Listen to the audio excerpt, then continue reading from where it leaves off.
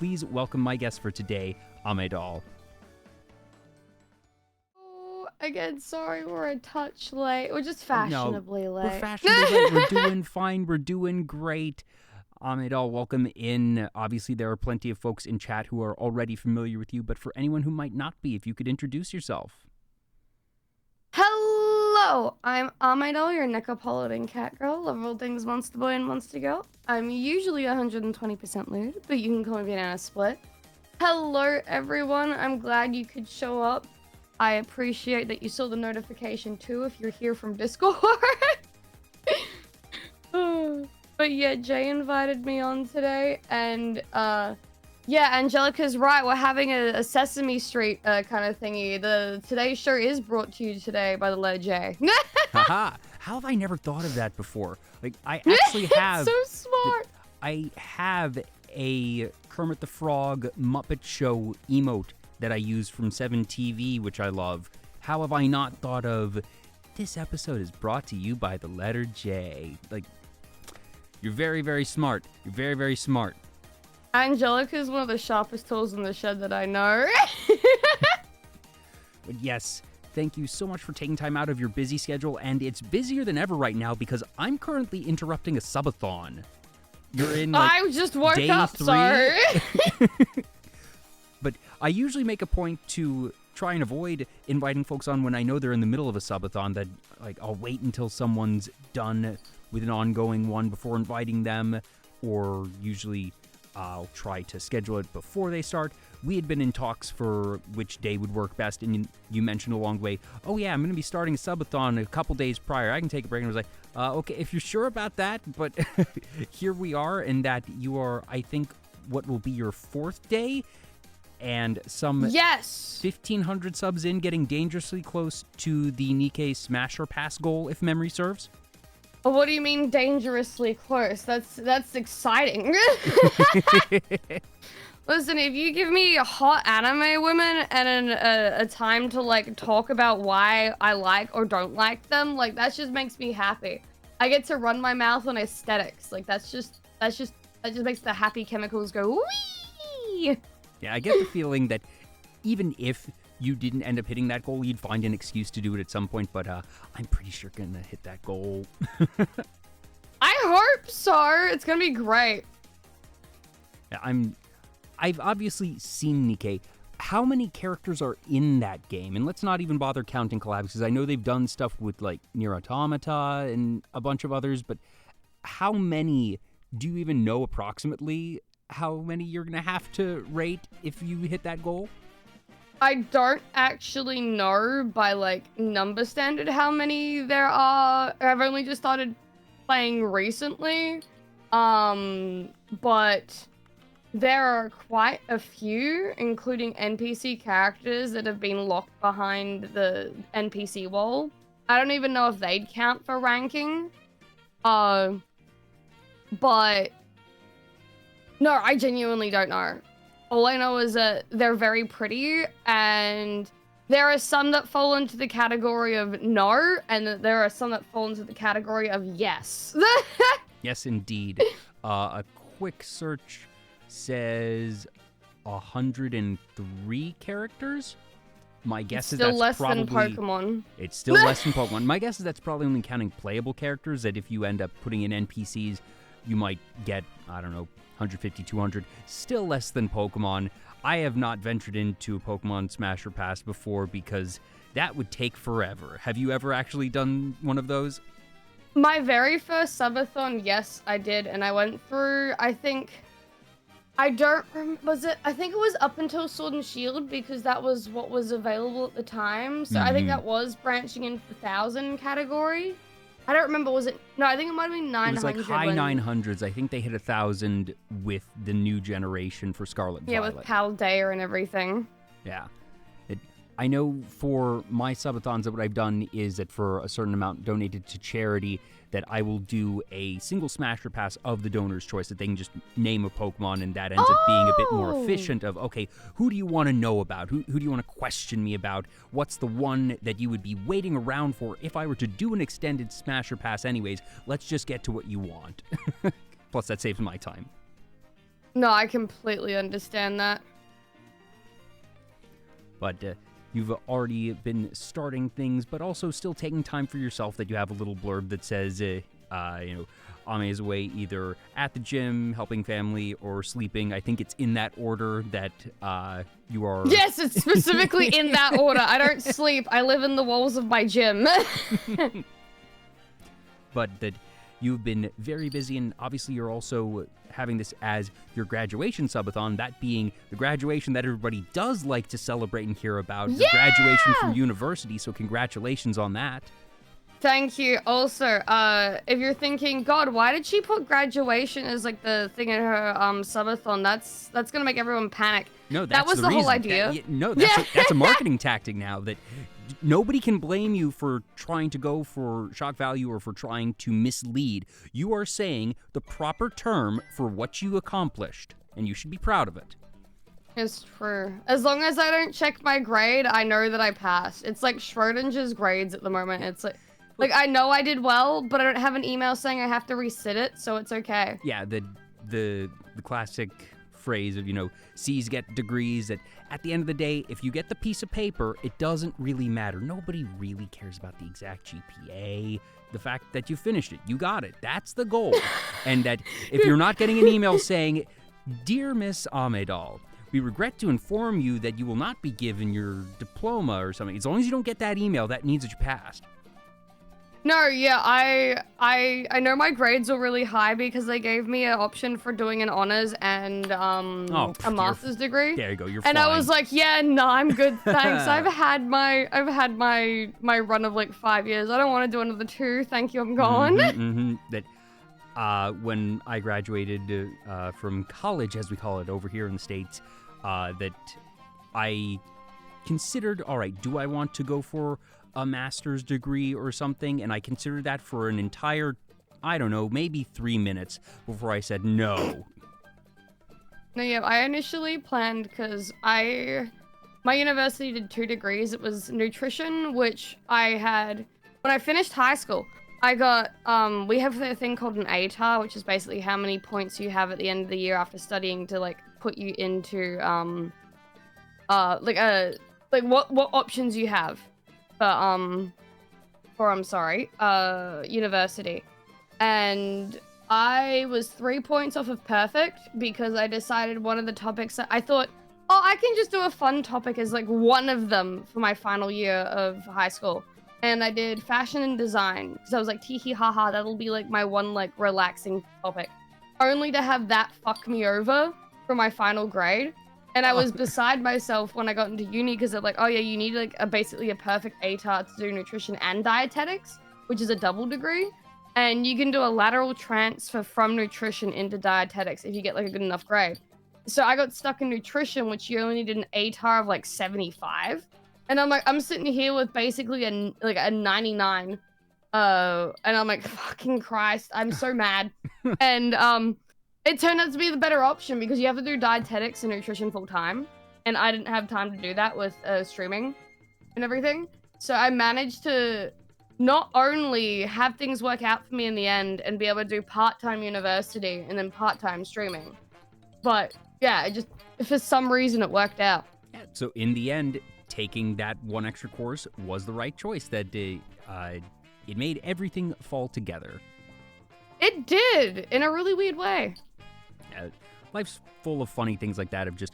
There was a time when it wasn't for like a job, but there was a thing it was a community group I was involved in, and I wanted to be on one of the staff board there, and I didn't get it. But because I didn't get that, it meant that I was available to take a really cool internship, and that there's always these weird things. And no, I'm not going to say everything always works out in the end, but sometimes things work out in ways you don't expect. Yeah, and it's great. Like, I like to think that, I know it sounds a bit silly, but I have a really positive mindset when it comes to just like life in general. And I'm like, you know what? Things usually work out in my favor at the end of the day. Like, it might feel like something really shit's going on right now, but it just means something's gonna work out for you and you don't realize it yet. It's just, it's another like hurdle, and it'll come out on your side. at the end of the day, and it typically does. It's like some Haruhi Suzumiya shit. Well, first off, I greatly appreciate the Haruhi Suzumiya reference. That stellar series. Read all, like, I think that might be the only light novel series that I've actually gone out of my way to read past the anime.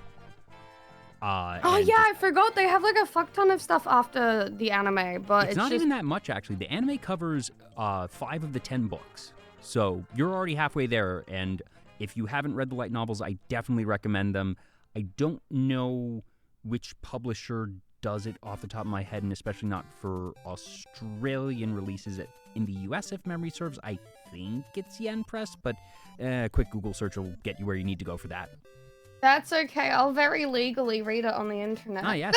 Of course. To be honest, I'm not even sure if they're in print anymore, so that might not, you might even have to go with that option regardless. But very good series for sure. And yeah, that just sometimes things go unexpectedly, and even if you don't necessarily have the mindset of, oh, everything will work out in the end, that I think it's a good mindset to have. But all right, if that doesn't necessarily work for you, you can always take the spite mindset. That I cannot tell you how many dear friends I have that are motivated by the thought of, all right, the universe is out to get me. I'm having to deal with all this bullshit and all this crap that's just getting in my way. I'm going to overcome it just because, all right, I don't care what forces are out to get me, but I'm not going to let them. So screw you, universe. I'm going to succeed to spite you. That's actually a really healthy mindset. Like, people think it's like, oh, you're just a really angry person. No, living and doing things specifically out of spite to better yourself is literally, like, what I decided to do, like, early high school. I was like, screw it. Like, there's no point just, like, giving up. Fuck it, I'm gonna do it because I want to show everyone that I'm better than them. And that was the only reason I got my shit together, too. Like, This is the thing. This can relate to VTubers as well. Like, a lot of people are like very shy and they kind of like hide in their shell, which isn't bad. But I think if you're a VTuber, like let alone a streamer, you're an entertainer, and you kind of need to like shuffle yourself eventually out of that shell just to be able to branch out and like be successful. And I tell people, just gaslight yourself into being a narcissist. Just like at least be aware that you know that you're not being a narcissist unassumingly, maybe, or like how would you describe it? It's like, I think there's a big difference between pride and egotism. That you can say, I'm cool, I'm good at what I do, I'm awesome, I am a good person. That is fine. As long as you're not saying, oh, I am so much better than everybody else, people are beneath me, those other folks aren't worth my time, and I can do no wrong. That's where it's crossing the line. But I think that, frankly, most people end up being self-deprecating, in that I can understand that in some ways it is a self-defense mechanism. That people want to mean well, and they're like, all right, I don't want to seem boastful or prideful, so I'm just going to sort of hold back, and that if I'm not confident at all, then no one can accuse me of being overconfident. And I think that ends up being self-defeating. Yeah, like I do notice that with like a lot of people as well. It's like I don't think there's anything wrong personally with going, oh yeah, I'm fucking great. Like, it's if you say that to yourself, even if it's not necessarily true, you kind of build that mindset of having more confidence. And it might be like a confidence built on a house of cards, but like at least it's like fake it till you make it. Because eventually you will just like be a more positive person. Because you can't be like, oh yeah, that person's like way cooler than me, I'll never be like that. Oh yeah, nah. Like you have to at least fake it till like you have the confidence of someone that's like that level of endeavor, if that makes sense. Yeah, that you need to believe that you are worth being in the room. Yes, there you go. I'm really bad with wording things, but you got my back over here. Yeah. Also, I realized I missed a couple of follows. So Fading Space, CET Demon, Metler VT, QA Breaker, Y Black Wolf, Death the Kid Jr., and Silvermac. Thank you for the follows. Welcome on in. Yeah, all those guys are fucking shitheads. Have fun dealing with them. Oh no. Oh no, they're my problem now. What have I done? Yeah, they're your problem now. At least I dropped them off and I don't have to deal with them for the day. Ah! I've been tricked. Yes, little did he know I was just offloading these bastards. And Angelica Spindra and Morton531, thank you as well. But yeah, just in general, confidence is a good thing, and that, like I said, it's only a problem when it gets to the point where you are looking down on others, or that you are ceasing to be introspective at all, because there's a difference between saying, I'm awesome, and I am perfect and can do no wrong. Yes. Yeah, it's that level of, you have, again, it's like being a narcissist but aware that you're one, in a way. Like, you know why you're acting the way that you are, and you're not just acting that way and not being aware of it. And then being able to step back and still be humble at the end of the day, and going, I'm very grateful for everything, and the only reason I'm acting, or like I have this personality of I think I'm better, is because that's what helps keep me confident, but I'm aware that if I go too far, then it becomes toxic, if that makes sense. Yep. Yeah, balance in all things. There you go. Yeah. Yeah, and the general fake it till you make it phrase is one that I think is very universal, that just, especially in the professional world, like, let's set VTubing aside, in the professional world, like with jobs and whatnot, the big secret is nobody is actually an adult. The concept of being an adult is a myth. It is just something that is perpetuated, of just a shift in mentality of, oh, quote unquote, I'm an adult now. Nuh-uh. We're all still kids in one way or another. Some are more still kids than others. Now I'm the one wording bad, but you get my point. No, yeah, my mother taught me that. Good old AmeDoll. She always said, you never become adult. You just become you're just a child with more life experience. So it's like you're always learning. You're always like becoming better, or like making mistakes and whatnot. You're never gonna be perfect. And I'm like, you know what? That's great. I like that attitude. Yeah. Like Morton's comment, when I grow up, I want to be like Ame, full of confidence and peton. It's like, hey, wait a minute. I know, I read that and I'm like, that bastard. So with your degree, I guess there's so much involved there, but I guess rewinding a bit, do you remember there being a point where you said, I want to go into nutrition and health and that field of study? Yeah, it was like in high school, we had that as a subject, and I chose it because it was something I was passionate about. All I ask or like want for people is to be able to live the happiest and healthiest lives that they can, or be the best version of themselves that they can, and I am very on the and I know a lot of people like can't, or it's like there are roadblocks to like being able to achieve it, but I've seen in myself not only my like physical health, but my mental health do like a complete 180 from just getting like my shit together with like dietary things, and just like, it sounds like really hippy dippy, but it is honestly a journey to go, holy shit, I didn't realize that eating this or doing this kind of thing was actually destroying my mental health and my physical health, but I thought I was doing the right thing. And then being where I am now and being able to go, yeah, there's a lot more to it than people initially thought, and not everyone is the same. You can't just shove people into boxes. Wait, I can't? Oh, then what am I going to do with all the boxes in my... Never mind, anyways. I mean, you can if it's like Jenga or like Tetris and stuff, but I at least recommend wrapping and bagging beforehand. Okay. Thank you. Taking notes right now. You're welcome.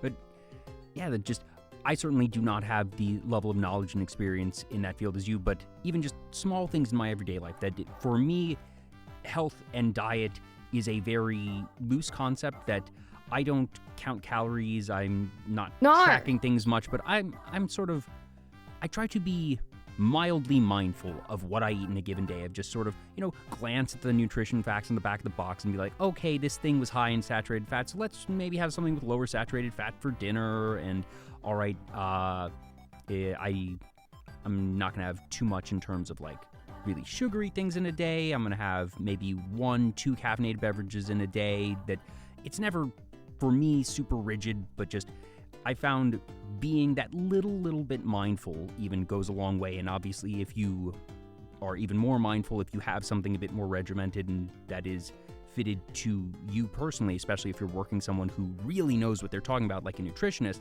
it can be even better. But just if somebody lazy like me with just like the smallest glances and the most fleeting of thoughts can regulate things, that I think anybody can at least take those first steps without going too crazy.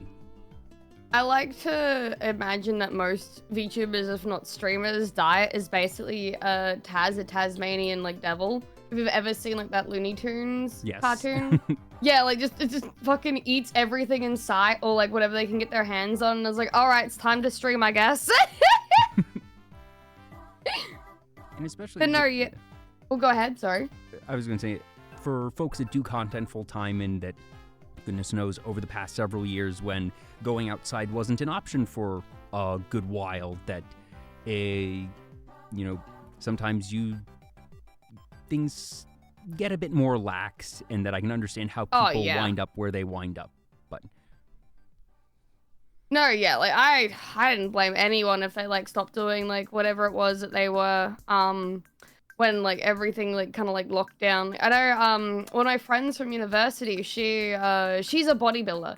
She's not how do I describe it? She's she's built thick. That's the only way I can describe her. Like she does like what is it? Martial arts. So and she does like all like the thing where they pick each other up and they throw each other kind of stuff. Like she's crazy. She's really strong. She could pick me up and throw me across the room. And she was like, yeah, when everything happened and I was like at home, I like fell off my diet. I was eating crap I shouldn't have. My what do you gonna call them? My personal trainer was like, I can't believe you done this, and she's like, listen, I need comfort food. The world is ending. And I completely get everything. Everybody needs to cope in their own way, especially during like the early half of 2020. That was a time.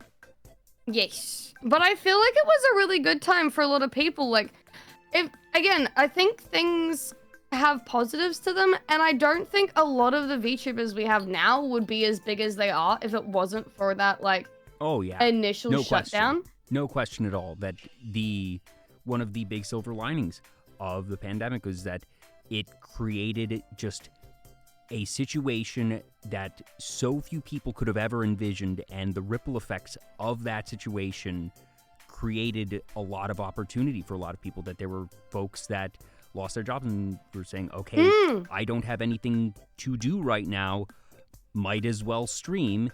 There were folks I know here in the US that got the government stipend check and that spent that check on their first model.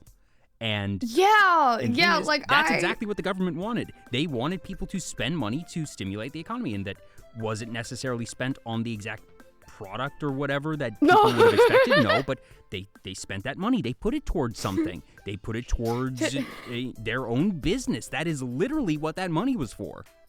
I like, honestly, that makes it like so funny to me. It's like typical VTuber check. Okay, so I got my payout. I'm gonna spend it on like non-necessities, like let's see, art. But no, that kind of happened to me. Like I tell people where I used to work because I say don't work there unless like you want the life experience of it. I used to work at the Adelaide Oval, which is a sports venue in my state, and that place. The only way I can this is like how you'll know how bad it is. It's the kitchens, all the kitchens, including the kiosks, like kitchens that I worked in, have a 5-star rating, like sign put up, but the 5-star rating only applies to the chef kitchens downstairs. Oh. But they put them all over the place to make it seem like they are like really good, and I'm like, oh yeah, there's no. something in here that has a 5-star rating. We're not telling you which one though. Oh yeah, 100%. I remember when everything shut down. It was really funny. I went to work one day and I had a mask on because I heard about everything and I was like being cautious. And this is before when everyone was like, "Oh no, it's fine. It doesn't matter. We'll be okay." And the people, I got pulled aside by my manager and like a higher up. And they're like, "Ame, why are you wearing that?" And I'm like, "Well, I thought it would be a good idea to be careful because I don't want to get sick." And they're like, you're making the customers scared. And I'm like, "Oh, I'm sorry, I'll take it off." And then literally the next day, I wake up and there's an email for work saying don't come in for like until like further notice, like Well. to everyone, because things are happening. And I'm like, well, I guess I was right. Yeah. You're ahead of the curve. No, yeah, and then yeah, we got essentially his makeup pay because you're not able to work. And I won't lie, the makeup pay that we got like every like fortnight was more than I would make if I was doing like my average shifts. And I was like, holy shit, I can save money now. And I saved up enough to be able to finally buy. I designed my own model. And then I went to Gigi and I was like, "Gigi Nomu, can you make this into a 3D model so I can be a cool streamer VTuber person?" But this was before VTubers were a thing. This was, well, in Japan maybe, but it wasn't like a concept here in the West. And it was like, "Oh, you're just using your VR chat model to like be able to do things." And that's what I was doing. It was like how Zentreo, and she still had the text bubble above her head. Mm-hmm. And when Silverveil was still using her like VR like headset and everything to like do things. It was like super fucking early like into it. And technically I classify as one of the first Western VTubers, but I don't know if there's like a place like I need to be like put in a border or something to say that. Yeah, I guess one thing I say very frequently is that we are still in the Wild West of VTubing. It feels like VTubing has been around for forever. This is still just the early days, that if you just found out about VTubers today, you're still in on the ground floor, okay, maybe the first or second floor, but it's still early. And that there isn't really a centralized database or historical record keeper of any sort to say, all right, here's the timeline of VTubers and when everyone debuted, that I'm sure you could, manually go through Twitter and other platforms and figure out, okay, this is when everyone debuted, and then put it all into a big database. But there isn't really, even though there are VTuber wikis, I don't think there's any that are that type of deep, especially going as far as, all right, when is the debut date? Because there were a few that started in the early phases of 2020 in the West, but it's, possibly lost to history at this point. But the mere fact, if you were VTubing outside of Japan prior to September 2020, you are the earliest of the earliest. Yeah.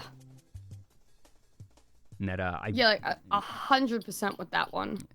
I generally point to September 2020 as one of the major inflection points, because that's when Hololive English Myth had their debut, and that was a huge catalyst event for VTubing as a whole. And even though we are still early, that's sort of when you see a pretty dramatic uptick. So anything prior to that, I sort of see as like, all right, that's the early days. But no, yeah, it's very much like the early days kind of thing. But you mentioned that you start out with your VR chat model and not a live 2D one, because you did do a lot of VR chat prior to, quote-unquote proper VTubing, for lack of a better term. No, yeah, it, honestly, a lot of people did. They just thought, oh, I already have this model, I guess I'll just use it kind of thing. And I fell into that category as well. I was like, oh, I guess I'll just use it. It makes sense to use it. And I know I probably paid way too much for the original person to like make it and everything. But I had a friend at the time that took it and like put it in different outfits for me because I didn't know how to do it. I didn't have time to learn how to do all that cool stuff with Blender and whatnot because that was just a learning curve I didn't have time for with university. And yeah, I just used that. It was like, oh, easy shift. And I don't remember what the program was called. It's long since dead, but it was like the first VTuber program. And I know you had to green screen. That was the only option at the time. And Ayumi Onesan was actually the one that helped me rig my model for it initially. Cause she's like, oh yeah, you can't just like convert your VR chat model into it. Let me show you how to like fix it up. And bless her soul, she did that for me. The mere and fact that's that how you I were got able to find an English-speaking rigger at that point in time is impressive in its own right. No, yeah, Ayumi, she's really smart when it comes to like just technical stuff with 3D like models. And I know she did VR chat as well, so she knew Unity. And she's like, oh yeah, I learned all the plugins and everything for like Unity. I can do it for you. And I was like, oh my god, are you serious? And she's like, yeah, it's easy. At least for me it is. Riggers are wizards, and you can't convince me otherwise. They're just... I see people doing rigging with streams, and I see the tools they're working with, and I just sort of nod and be like, yep, it's magic. Oh, 100%. Like, I can use Coco as an example, and Renslayer, or just Ren, depending on what username you want to go by. I've had Ren on. She was actually episode 100. Oh, shit. Nice. No, yeah, I did see her actually, now that I remember. Yeah, I saw that when I was scrolling through. She set up one of the most insane, like, mix-it-up settings for her streams. And I sit there and I'm like, I could do that, but that takes time. Oh, yeah. Ren's streams are a ride. I'm going to give her a shout-out. If anybody has not seen Ren, like, if you just want a very particular brand of chaos, just look through a couple of the clips, and that should give you an idea of what you're working with there. I love people like her, because the only way I can describe it is, like, I'm the Okayu of, like, energy with VTubers. I can be really laid back and just really chill. And then most people I'm friends with are the Coroni, where they're, like, high energy, fucking spastic, like, full go. And every time I sit in Ren's stream, I feel like I love this woman. And then it's just, like, she's like, ah! It's, like, screaming and shit like that. And I'm like, this is great. Yep. No, our show... I love concentrated ADHD. And just... Whoa. I don't want to generalize and stereotype too much. And at the same time, I say this absolutely lovingly. What is VTubing and what is content creation, if not just generalized ADHD? Oh, it really is. Sometimes I'll sit there, like, in my lounge room or something, and I'll be thinking, damn, I really wish I was, like, just absolutely, like, next level ADHD. Like, I'm shaking with every fiber of my being because I have so much energy. I'd be, like, so energetic on stream. But I'm a very laid-back, like, kind of chilled person when I'm not, like, being a gremlin, so I'm like, damn, it'd be crazy to have that level of energy sometimes. Yeah, just that... I like to think I'm all relatively... thoughts, no brain. That I think I'm pretty high energy, pretty good at the showman type vibe, but I can't hold a candle to folks like Ren or just, I don't know. There's so many folks that I've been absurdly fortunate to have so many talented people on the show that this is episode 133. Seeing that little number continue to rise baffles me probably more than anybody else at this point. I don't know why people continue to say yes to me, but I'm glad they do. And that just, I've had folks that are extremely quiet and laid back, and that's super cool. But also you see these people that are just like over the top, and you're like, all right, if we could just harness your energy, like there's probably some global energy solution here. I'm not sure how to do it, but if we can just encapsulate this, you could probably power a country on your own. Yeah, honestly. for you, what was the jump like from VR to VTubing? That was it less different than you expected? Was it more different than you expected? Because in some ways, I think going from VR chat to VTubing feels like a very logical progression, that there is probably a lot of overlap, but at the same time, I'm sure there's a whole bunch of differences, and even ones that I can't think of because I'm not a VTuber. I would say that is like, it was like a 180, and it was so much easier on me too, because I got to branch out my content as well, and for me, being in VR chat for a really long time would make me feel sick. And I still did it regardless. Like, you don't realize it, but you basically cook yourself in that headset, and then you're like, oh shit, that's kind of crazy. I hadn't even thought of it from that angle. Yeah, and I had I think the 2.0 version of the HTC Vive at the time, and that thing got hot, and I would start streaming at around 7 p.m. As well, because at the time, the person that got me into streaming was like, yeah, that's the best time for Australians. So I'd be like 7 to like 2 in the morning, and it would really fuck with my sleep schedule. Can't imagine why. Okay, yeah, I can't imagine why either. And then I decided, because one of my best friends, his name's Gabru the Incubus, he's a streamer as well. He encouraged me to switch over. He's like, Ama, you need to get out of fucking VR chat. You need to go. You need to branch away from that content. Because this was, like, VR chat was popular because of the niche that it was, and you got to see anime girls running around. And then now that there was this medium where you could be an anime girl and not need VR chat, it was like, holy shit, there's an easier, like, access point.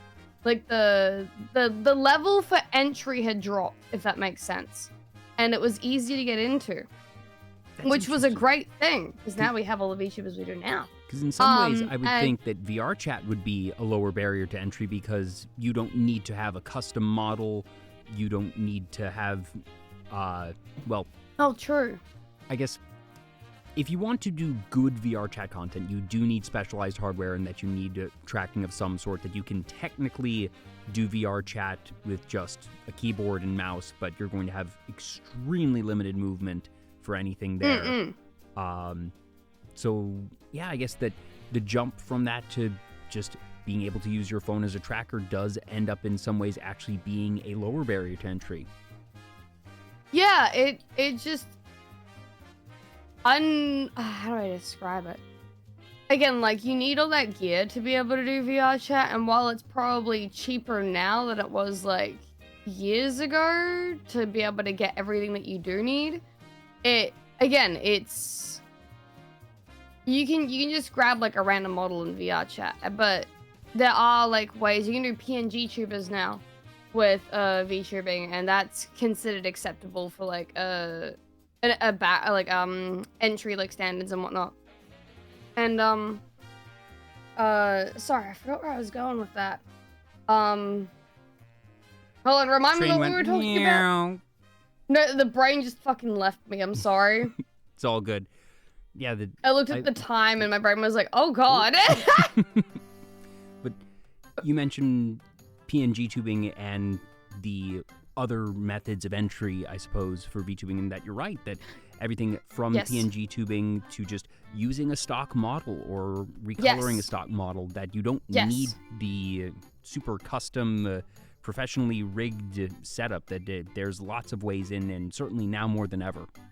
If I could strangle half the VTuber community, I would, because there is a mentality, and I know sometimes it's true, but there are so many people that are like, oh, I need a crazy fancy ass model to get everyone's attention, so I'll get really big and popular, and then everyone will love me. And it's like, I know for a fact how much this shit costs, and the money you're about to spend is enough to, like, you could put that towards something important, and you're putting all your eggs in one basket, and you're fucking yourself over. Again, a reason why I finished my university degree while streaming, because I'm like, I need a backup. Like, if I never went anywhere with streaming, I'd need that backup, and I'd work my 9 to 5, and then probably wouldn't be happy, but hey, I'm working my 9 to 5 and I'm getting paid. Like a lot of people just go, oh yeah, I'm gonna spend every single ounce of money I have on this. And then it results, and I am going to bring this up because it's something I wish to address. I see so many people, and I've had to unfollow people because all I see is like, oh, I'm not making like enough streaming. Like I need to rely on X, Y, or Z for like money or like to be able to get by. And it's like I'm so depressed, etc., etc. It's like, well, maybe streaming isn't probably the right option for you. And it's like, you can't just tell people that because they'll get upset, unfortunately. Can't just be, dude, I think you need to get, quote unquote, a real job because like streaming isn't working out for you. And I know it's hard to admit, but some people just need to like step back and go into like the workforce, unfortunately.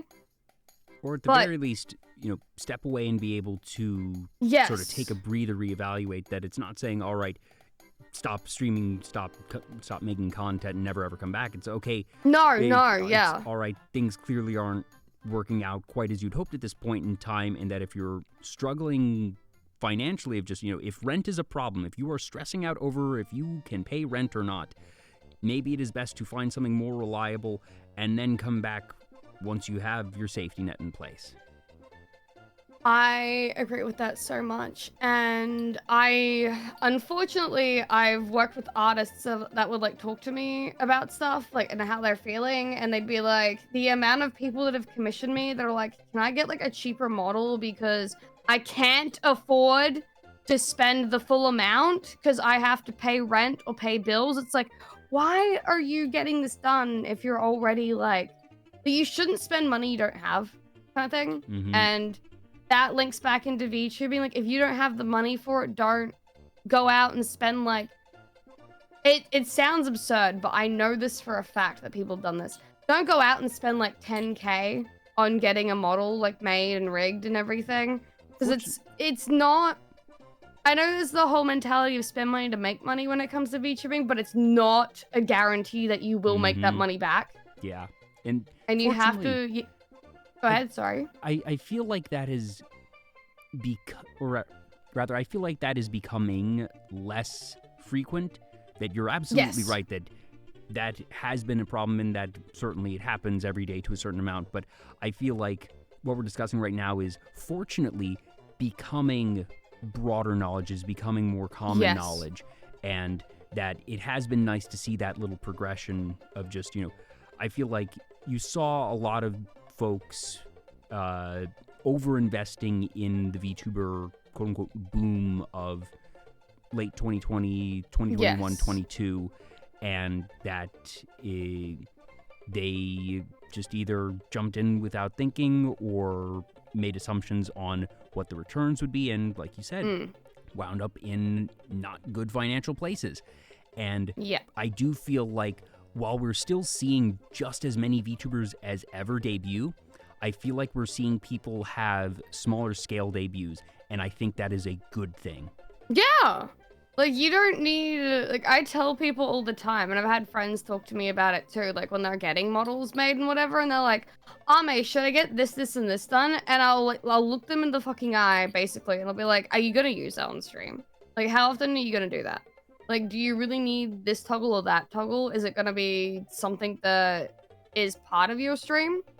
And they have to, like, sit there and they go, oh, yeah, you got a point there. I'm probably gonna use it, like, once or twice, and then, like, never again. And I'm like, yeah, there's no point. Like, you might want the extra stuff, and it looks cool, but like, you're not gonna use it. Consider the efficiency of what you're spending. No, yeah, and, I guess I can use, like, bigger VTubers, for example. Like, look at, we'll use Iron Mouse. If you've ever watched her live 2D, like, showcase stuff, and, like, her models, she doesn't have that many toggles. Like, she has a model with maybe, like, 3 hand gestures and maybe, like, holding, like, a plushie or something. And that's it. Mm-hmm. And you think, oh, wow, okay. So I don't need all that crazy stuff? No, you don't. It's more, like, maybe maybe if you want to do more things, go with a 3D model, because 2D still, it's not the only option, and 3D provides more variety if you want that. But yeah, there's other options. You don't need to like, again, just spend a crazy amount of money, and PNG tubing works as well. And there's been more like developments with PNG tubing. Like the other day I saw some guy on Twitter had made it so that every time he screamed on stream or peaked his mic, his character would have like a motion blur effect as it like stretched across the screen. He set something specifically to react to his microphone peaking. That's incredible. Yes. That's so good. And every time he talked, he had like little chat, like, you know in anime when they have like those little yellow like lines pop up to say that they're talking or something? Yeah. Yeah, he had those pop up every time he just talked normally. Oh, that's good. Yeah, that, or just most riggers nowadays will have sort of a standard suite of reactions, emotions, and whatnot, and that usually what people offer as that standard set is going to be enough. And maybe if you want to get like 1 or 2 extra maybe, but you don't need to get 15, 20, and that, goodness knows, Vtuber Talk, I've said it many, many times, was put together with cardboard and duct tape. It is to this day that what you see right now, the blue bars top and bottom, the mostly obscured city skyline background, that's been since episode 1. It was at the 1-year anniversary that I invested, which, you know, I say quote-unquote invested, it wasn't that expensive. I got a logo. And then for the 2nd anniversary, I really upgraded my computer because I was, you know, that's not just, okay, just for running a stream, but also lets me do a lot of other things. Just, I can run much better games than I had on the laptop I ran the show off of for the first 1.5 years. And that, just, obviously, I'm sort of an anomaly in that the channel is not monetized. I'm not trying to make this full-time, so I recognize that the things that I do and the way that I set things up are not going to match what is smart or practical for someone who is trying to make a living off content. But also, I'm a huge advocate of just hobby/passion streaming. Content creation is super great way to go. That I deliberately not monetize this channel because I feel that, at least for me, it keeps the stress even lower. That I don't want to have to worry. That I'm fortunate enough to have a good, stable job, and that finance is not a concern for me at this point in time. And that just, I felt that introducing money into the equation at all would just not be worth the mental cycles, and probably be worth less than the trouble it would be worth to have to file it on my taxes. That's a really healthy mindset, because again, a lot of what people fall into, and this is from just personal experience and seeing people, like, I started my stuff as a hobby. Mine was just like, oh, if I make money, I guess that's pretty cool, right? I went in, again, hobby. I see so many people going, oh my gosh, I can make money from this. Let's do this. Like, yeah, and that's not to say that you shouldn't monetize if it's hobby. That, no. Me not monetizing, if anything, that's probably the wrong choice. That in a lot of ways, like casual monetization, just, you know, if people subscribe to your channel, they're more likely to tune in. That people are able to become literally and figuratively invested in your stuff if they're able to, you know, have emotes and use them outside of your stream. That is actually a very big thing. But yeah, I definitely think having that start out as a hobby, and that if things happen to go well, that you can then slowly shift into more and more, is just it's always seemed like just a much healthier and frankly more reliable method of quote-unquote, you know, to borrow a business term, scaling. Yes. I think, honestly, that's, again, too many people going in thinking, oh, this person makes so much money from it, I can do the same. And then, because you only kind of set yourself up for disappointment, too. Like, if you don't break the barrier like you thought you were going to, and you're like, maybe you make $15 a month from streaming, like, well, technically you can't even make that if you don't meet the threshold of 50. the payout level. Yeah, it's not even... It makes you feel bad. I can assume from, like, because I didn't even make anything from I think my first stream, like, I remember young little Ame, like, messaged Twitch and was like, people subbed to me. Why didn't I get a payout this month? And they were like, you have to meet a threshold. And I was like, there's a threshold?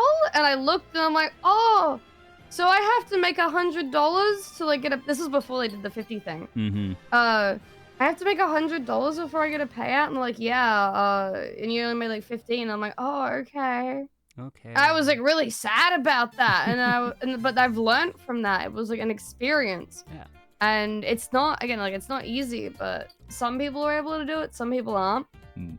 And but yeah, that just, again, it sounds cliche, but keeping at it goes places. Iron Mouse broadcast to 50 people or less for some 3-odd years before really popping off. That I know plenty of folks in this very community have either been producing content for years prior to being a VTuber at all, or that, you know, they didn't pop off overnight. That one thing that's been very fun for me as a host of just sort of looking back to a lot of the folks that I had in the early days and the early interviews and saying, all right, you know, when they were on the show, they had 20, 30 CCV and now they're partner. Or like I've had folks like episode 4, Carrot, she's now with My Hollow TV. She'd been working as an artist and stuff for years. That it's not gonna be an overnight thing for most people, but that if like, you there put in the are time and some effort, you people can that grow, and that sometimes you'll hit an unexpected spike of growth without expecting it. Like, I've been doing this for 5 years. I've grown pretty steadily. I had, like, I think averaged when I first started quote unquote VTubing with a 3D model was like, my highest was 70. And I was like, oh, fuck yeah, I'm getting there, baby. Look at me go. And then, like, I would say my best, like, peak when I was doing VR chat was, like, over 100. But that was, like, at 2 a.m. in the morning. And, again, that's not healthy to stay up that long, even though you have, like, a higher, like, view count. But my views would fluctuate all the time. And I was such a small bean, like, when I started. And another example of someone that was, like, pretty small and was, like, absolutely blown up is Snuffy. I used to watch her when she was still a cat girl doing her cutesy voice. And the thing that just set her off, like, to, like, success was when she, like, dropped the act.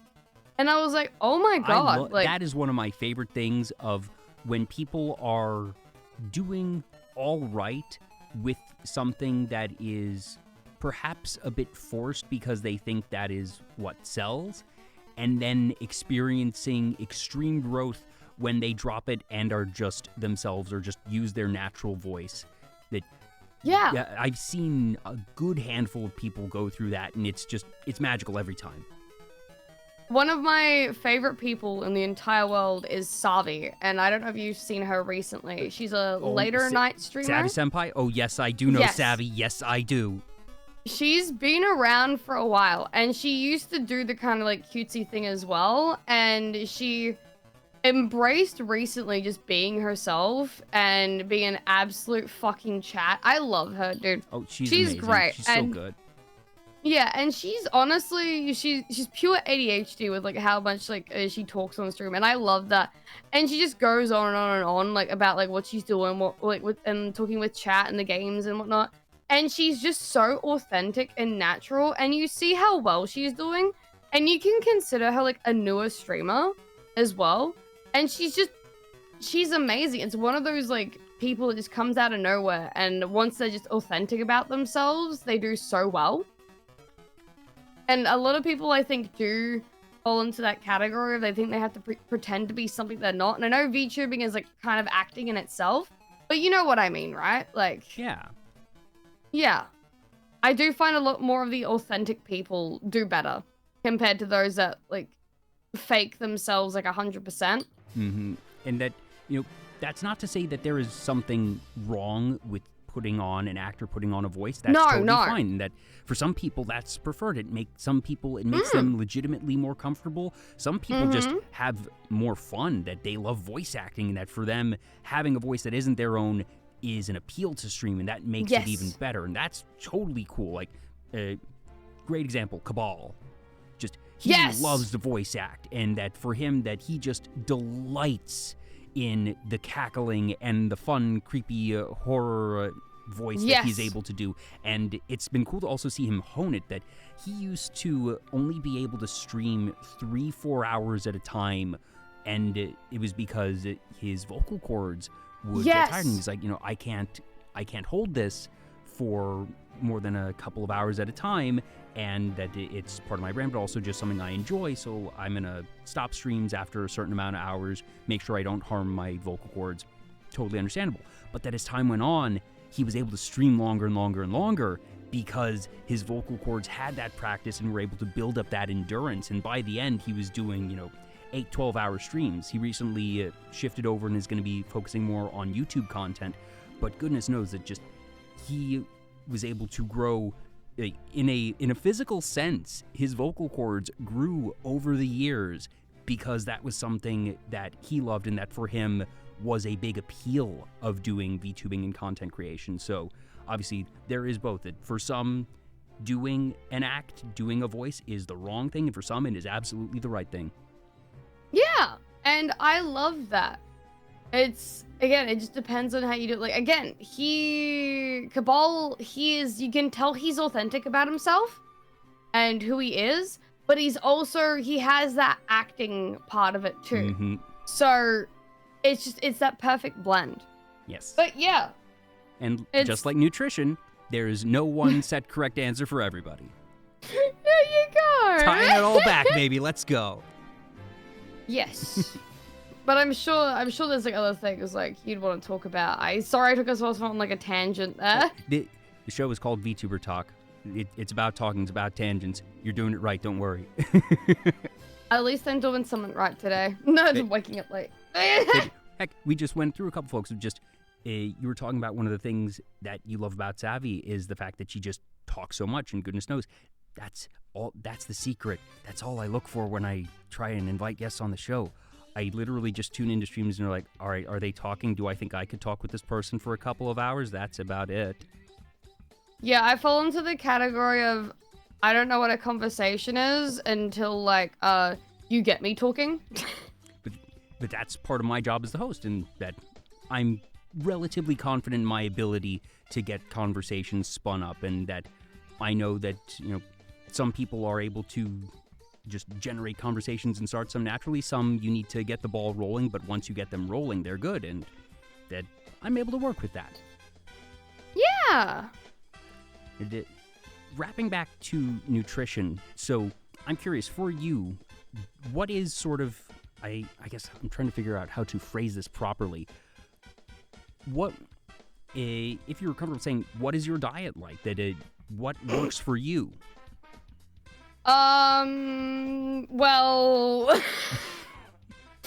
this is gonna be kind of ironic, because you know how you mentioned, like, before, how, you're like, oh, yeah, saturated fat, shouldn't have something that's too high in that for dinner, or, yeah, a lot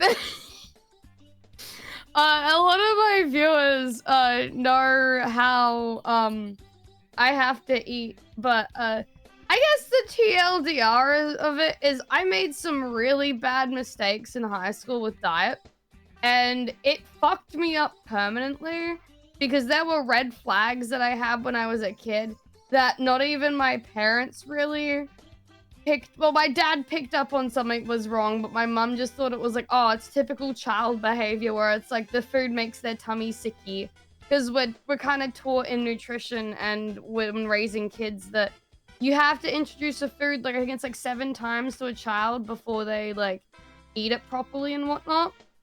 Or they can tolerate it. I've been a full carnivore for 5 years now.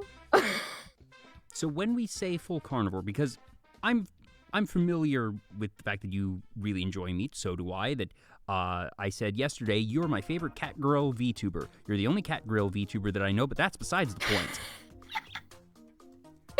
But when we say carnivore, so is this to the point where you eat minimal vegetables, or do vegetables actually not agree with you?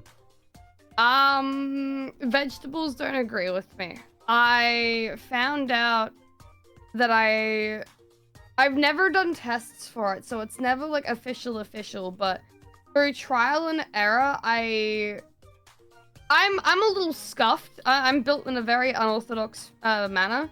Depending on what I eat can flare up like certain issues that I have. And from trial and error and personal experience, I'm able to like essentially rule out what like causes like the worst problems for me. And I basically, if I eat certain things, again, I'll have issues, and then I'll be able to like identify like what I need to remove and whatnot. And that all happened like 5 years ago. And I just, if I go back to eating that stuff, I do have problems. Like I can't get out of bed in the morning, or I'll all my joints feel like they're on fire. Think of like you're hungover, but minus the drunk. Your body just starts screaming at you. I know some people who have conditions like that, not specifically as related to meat and vegetables, but that there are certain things that just, for whatever reason, some have been able to hone in on the cause through trials and such. Others don't fully understand it, but they know that if they eat certain thing, even if it's not a conventional allergy, that their body rejects it, for lack of a better term, that they will become physically ill. And that I have friends that have a plethora of allergies. I have one friend who his party trick is listing off his some 16 allergies, and they're just proper allergies of like he physically cannot eat those things, or anaphylactic shock. But then there's others who, if they have certain things, that it is, like you said, sort of hungover, nausea, dizziness, general upset stomach, that it won't cause anaphylactic shock level of symptoms, but that it is not good. Yeah, I guess an example. Weird. Yeah, I guess an example without like putting like too much detail in it is, this is coming from the nutritional thing as well, from like what I've studied. Fruits and vegetables and anything that's like plant-based has a lower bioavailability for your digestive system to be able to essentially take the nutrients from it.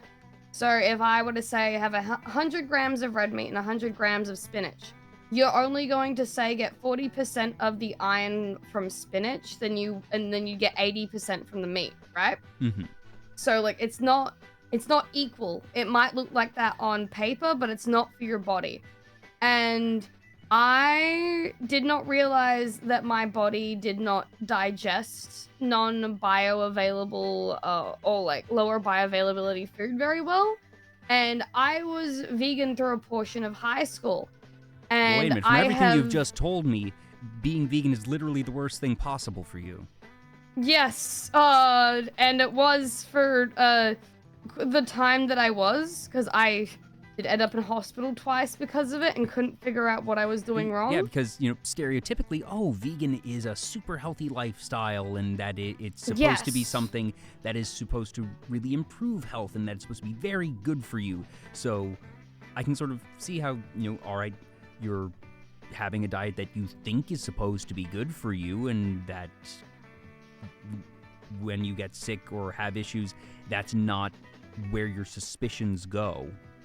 No, and again, like at the time when I was a teenager, it was like everyone said it was great for you, and I'm like, well, if it's great for me, like maybe I should do that. Maybe it'll help with my stomach. And I cannot explain to you the agony I lived in for like that period of time with what I was doing, and I never want to go back to it ever. And that's kind of like how I fell into carnivore. I went keto at first because people said they were having benefits, and I just wanted the pain to stop. And then, again, another reason why I'm super passionate about nutrition, because I'm like, I don't want people to make the same mistakes as me. And then, to answer your question that you actually asked instead of like, no, this is all a relevant story. I'm enjoying this. Well, not enjoying the fact that you were in pain, but you get what I'm saying. But I've learned from my mistakes, and as I said, things work out in the end for me somehow, even if like bad things happen.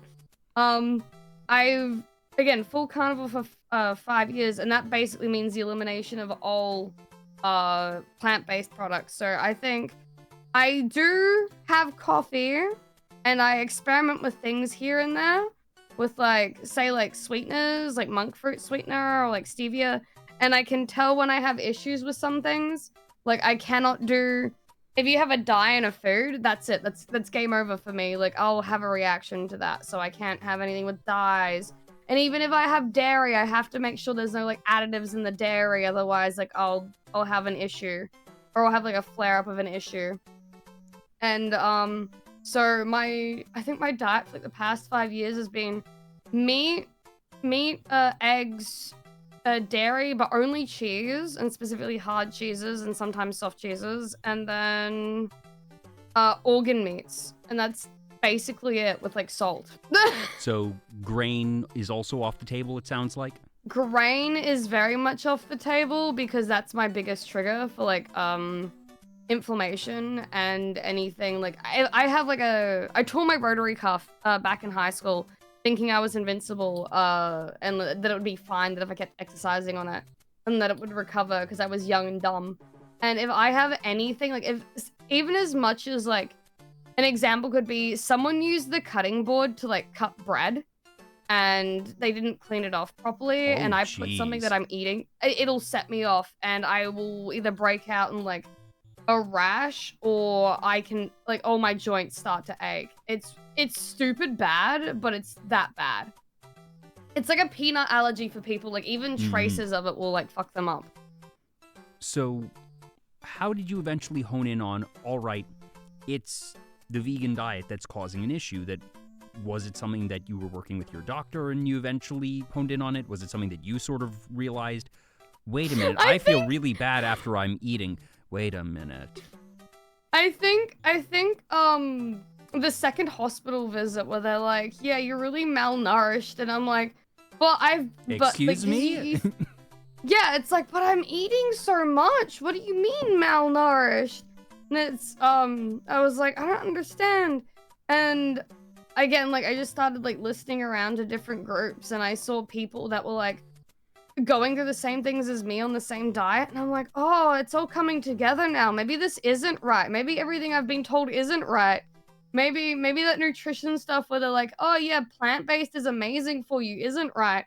And then I stumbled upon one guy that was, like, talking about how the carnivore diet, like, this, like, one lady, like, did it, and because she had to get, like, her hip replaced and her knee replaced, like, the age of, like, 16 or something.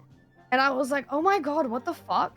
And then she's like, the only thing that put all my issues into remission was, like, the carnivore diet. And I'm like, what the fuck? And I'm like, how could this be healthy for you? All you're eating is, like, animals and the human body no, like, fiber is or anything. Weird. Yeah, I was like, what the fuck? And I gave it a go. And I shit you not, the period of which I was a vegan, I was severely depressed. I was terrible mental health. I was very slip and slidable. I don't know if I've ever heard the description slip and slidable before. It's Twitch safe. It's okay. My mental health was, like, teetering on, like, borderline very, very bad. And my doctor wanted me to, like, be put on meds, essentially, for it. And I refused to take meds for it. I was like, no, I know what those do to people. I don't want to do it. And I decided, screw it. I'm gonna switch over, and I did go keto, and it was working for me, but I still had those stomach issues, because I think I just had that irreversible damage. And then I decided, fuck it, I'll switch to carnivore, and everything, it's like, I don't know how to explain it. It just clicked. It just clicked. It felt like if you ever have really bad brain fog and it feels like you're constantly, like, in, like, a cloud, like, you just can't really think. Just think about, like, one day you wake up and everything's gone. Yeah, just waking up from the best sleep that you've had. Yeah, it literally felt like that, and all the mental health, like, problems that I had, gone. Every, like, my joint, like, pain and everything, surprise, and, like, my body not being in scuffed, pain gone. means that you're gonna be happier. Yeah, I know, right? All my digestive issues basically vanished overnight as well. Of course, I still have problems with, like, some dairy, but that's a given. Most people have issues with dairy. And it's just like, as long as I stick to what I'm doing, I don't feel bad. And I get the question a lot, like, why don't, like, I eat sweets and stuff like that? And it's like, or I don't drink alcohol and whatnot. It's because I know if I do, those issues will come back. And it's not worth it, because the recovery period is longer than, like, I know some folks who have similar issues, not with the exact dietary needs, but similar symptoms, in that if you accidentally have a bad day or a bad meal, that it'll take you it can take them a minimum of a couple of days to claw their way back, sometimes even longer, of just that. When you find a balance, especially after being in pain for, you know, a very, very long time, that if you throw off that balance, reestablishing the balance in your body, that, again, everybody's different, but it's not always going to be an overnight thing. And that, like you were saying, that when you're at the point of your desire is, I want the pain to stop, if you found something that has gotten the pain to stop, I'm not going to begrudge you for holding to that. And I guess I can, this links back into my old job as well. I'm very grateful for being able to do streaming as a job, because my old job, I was given the ultimatum by my doctor. It's like, you can either keep doing what you're doing now and not walk when you're 30, or you can find something else, because that's the a level of, like, hell of a statement. Like, by 30, yeah, the physical labor was, like, it was destroying me. Like, I enjoyed the labor-intensive job, but it did do a toll on me. And and that was at a time I had issues that we didn't know were issues. It was just like, oh, maybe she's just tired all the time because she's, like, overworking, or blah, blah, blah, blah. And it was underlying genetic stuff we had no idea about. And, because I'm one of those people, I look great on the outside, but I'm fucked on the inside. Which is, like, the perfect parcel. It's like, oh, the wiring's all fucked, that's great, but at least it looks pretty. But no, yeah, I'm very grateful for all the individuals that make it possible for me to be able to stream as a living, because it's taken that toll and probably very much extended my quality of life for, like, a very long time, compared to what it would be if I was working that other job. Certainly sounds but like no, it. yeah. That's, again, why I'm so passionate about nutrition, is, like, because not everyone fits into that box. Like, I'm sure people would benefit. You're not out here saying that everyone should do the carnivore diet, but... not at all, because some people you. can't do it. Yeah, like, there are some people that need, like, more veggies in their diet, because they're like, that just works for me.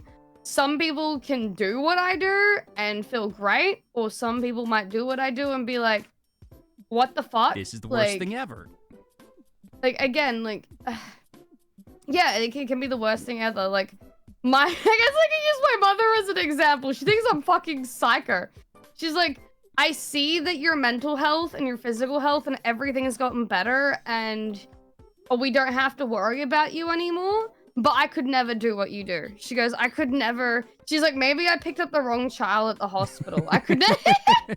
She's like, you like eating, like, liver and kidney and all that stuff. And she's like, I could never do that. That's horrendous. It's like, I can eat pate, but that's about it. It's as far as you're gonna get with me.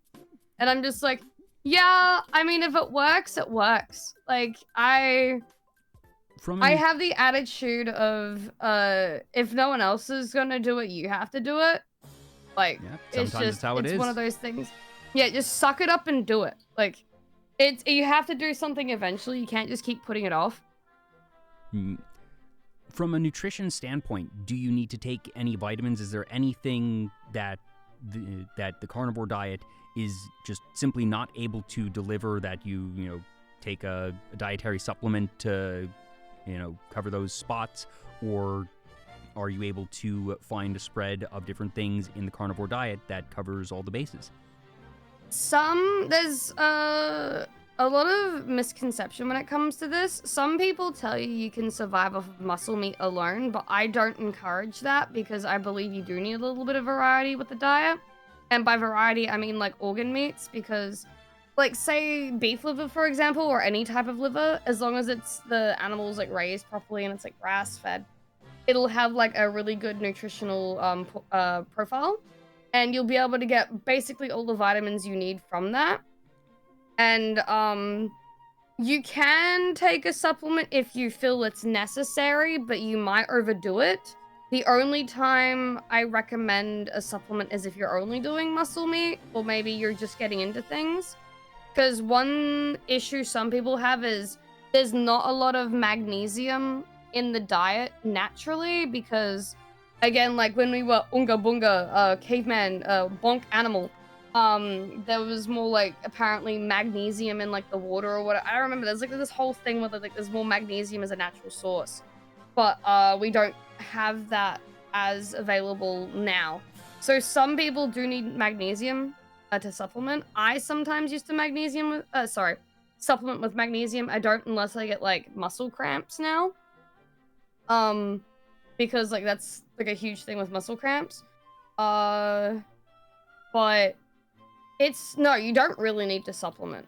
It's maybe if you have more health problems, like say if there's more severe things that you deal with, you need to take medication for that or whatnot, then yes. But if you're like, say, an average like healthy individual and you just want to switch over to it, it's like you probably don't need to supplement. But maybe you need magnesium just to begin with, just to prevent like any muscle cramping. I always recommend to salt your food pretty heartily. But yeah, it's so embarrassing talking about this stuff. No, I'm sorry, because a lot of people look at you like you're fucking crazy. I find this legitimately fascinating. I can tell you, in 133 episodes, I don't think that I have had a in-depth conversation about nutrition on this level. Again, like it feels like it's crazy coming from someone that's like, oh, you went and did nutrition in university. Yeah, and I basically disagree with all of it. Well, sometimes part of education and learning is learning certain things that you say, okay, I understand that they taught me overarching concepts that, statistically speaking, are correct, but not in all cases. That I studied business, I studied marketing, and that one thing I realized very, very quickly upon starting to take courses was, oh, all I'm gonna learn here is the broad strokes of consumer behavior, the most basics of how to format advertisements, and like some generalistic psychology things as it relates to business. But they can't teach in a business school. It's not practical to teach specific marketing for specific companies, because every industry and every company in every industry is going to have a different marketing goal and need. That if you're advertising a special type of shampoo that is targeted at elderly people because something with the chemical makeup of the hair, and you're trying to get your brand out that way, or if you're a pizza chain and that you're advertising to college students versus a pizza chain that's one of the ones that you put in the oven, or if you're a health pizza chain that's using all organic materials and whatnot, that they can't teach for every one of those specific instances in a university setting. That's just not practical. There is not that time in a course to go through those types of specifics. So they go through the broad concepts. They go over, all right, this is, generally speaking, what is correct in marketing, but also acknowledge it might not be the case. Or all of this could be totally outdated. The market can shift. Consumer behavior can shift. The technology by which we deliver advertising can shift. That was one of the big things of it was so easy to tell, and for marketing in particular, that by the time it made it into the college textbook that I was working with, half the data, maybe not half the data, but at least a quarter of the data was out of date, because they'd be talking about like social media trends that had long since ended, platforms that were now irrelevant. There would be a blurb about this potentially up-and-coming technology, which by the time I was reading it was ubiquitous. And Nobody told me anime girls would make you money! Nope. And that I have to figure there's probably some of that in nutrition as well, that just, like we've been saying this whole time, that not everybody's going to have the same nutritional needs or reactions, so they're probably going to have to just go with what is just statistically the most prevalent, but then you have to account for everything that doesn't fit that. Yeah, if you want to hear a very interesting story, I think it was maybe my third year or something like that into doing my degree. There was a few people that agreed with like the keto diet and everything in my group, and one of the guys, he was one of the older guys. We had the option of sharing studies and stuff and links about like diet stuff in like this group chat thingy for the subject. So it was like, oh, share some interesting information you found out this week, or like no, or want everyone else to like ask or like learn about. And the guy posted a link to like the keto diet about like research and stuff like that. And he got in trouble for it from the course like coordinator, and she's like, you can't share stuff like that here. You're not allowed to. And deleted his post and said, please, like, it was like, don't share anything to do with like anything keto related or that is outside the standard Australian like whatever. And it was like, oh shit, okay. And he got a warning and wasn't allowed to post anymore. It was like, oh, okay. So was this... that's a bit awkward. So, to be clear, was this an issue where the study he posted was not up to scientific standards, or... Oh, no, it was because it was keto. We were not allowed to post anything outside of, like, what they taught us, essentially. And it was like, oh, okay. I know also, extraordinarily little about keto. I've heard the name keto diet. I really don't know anything about it. Is it just considered to be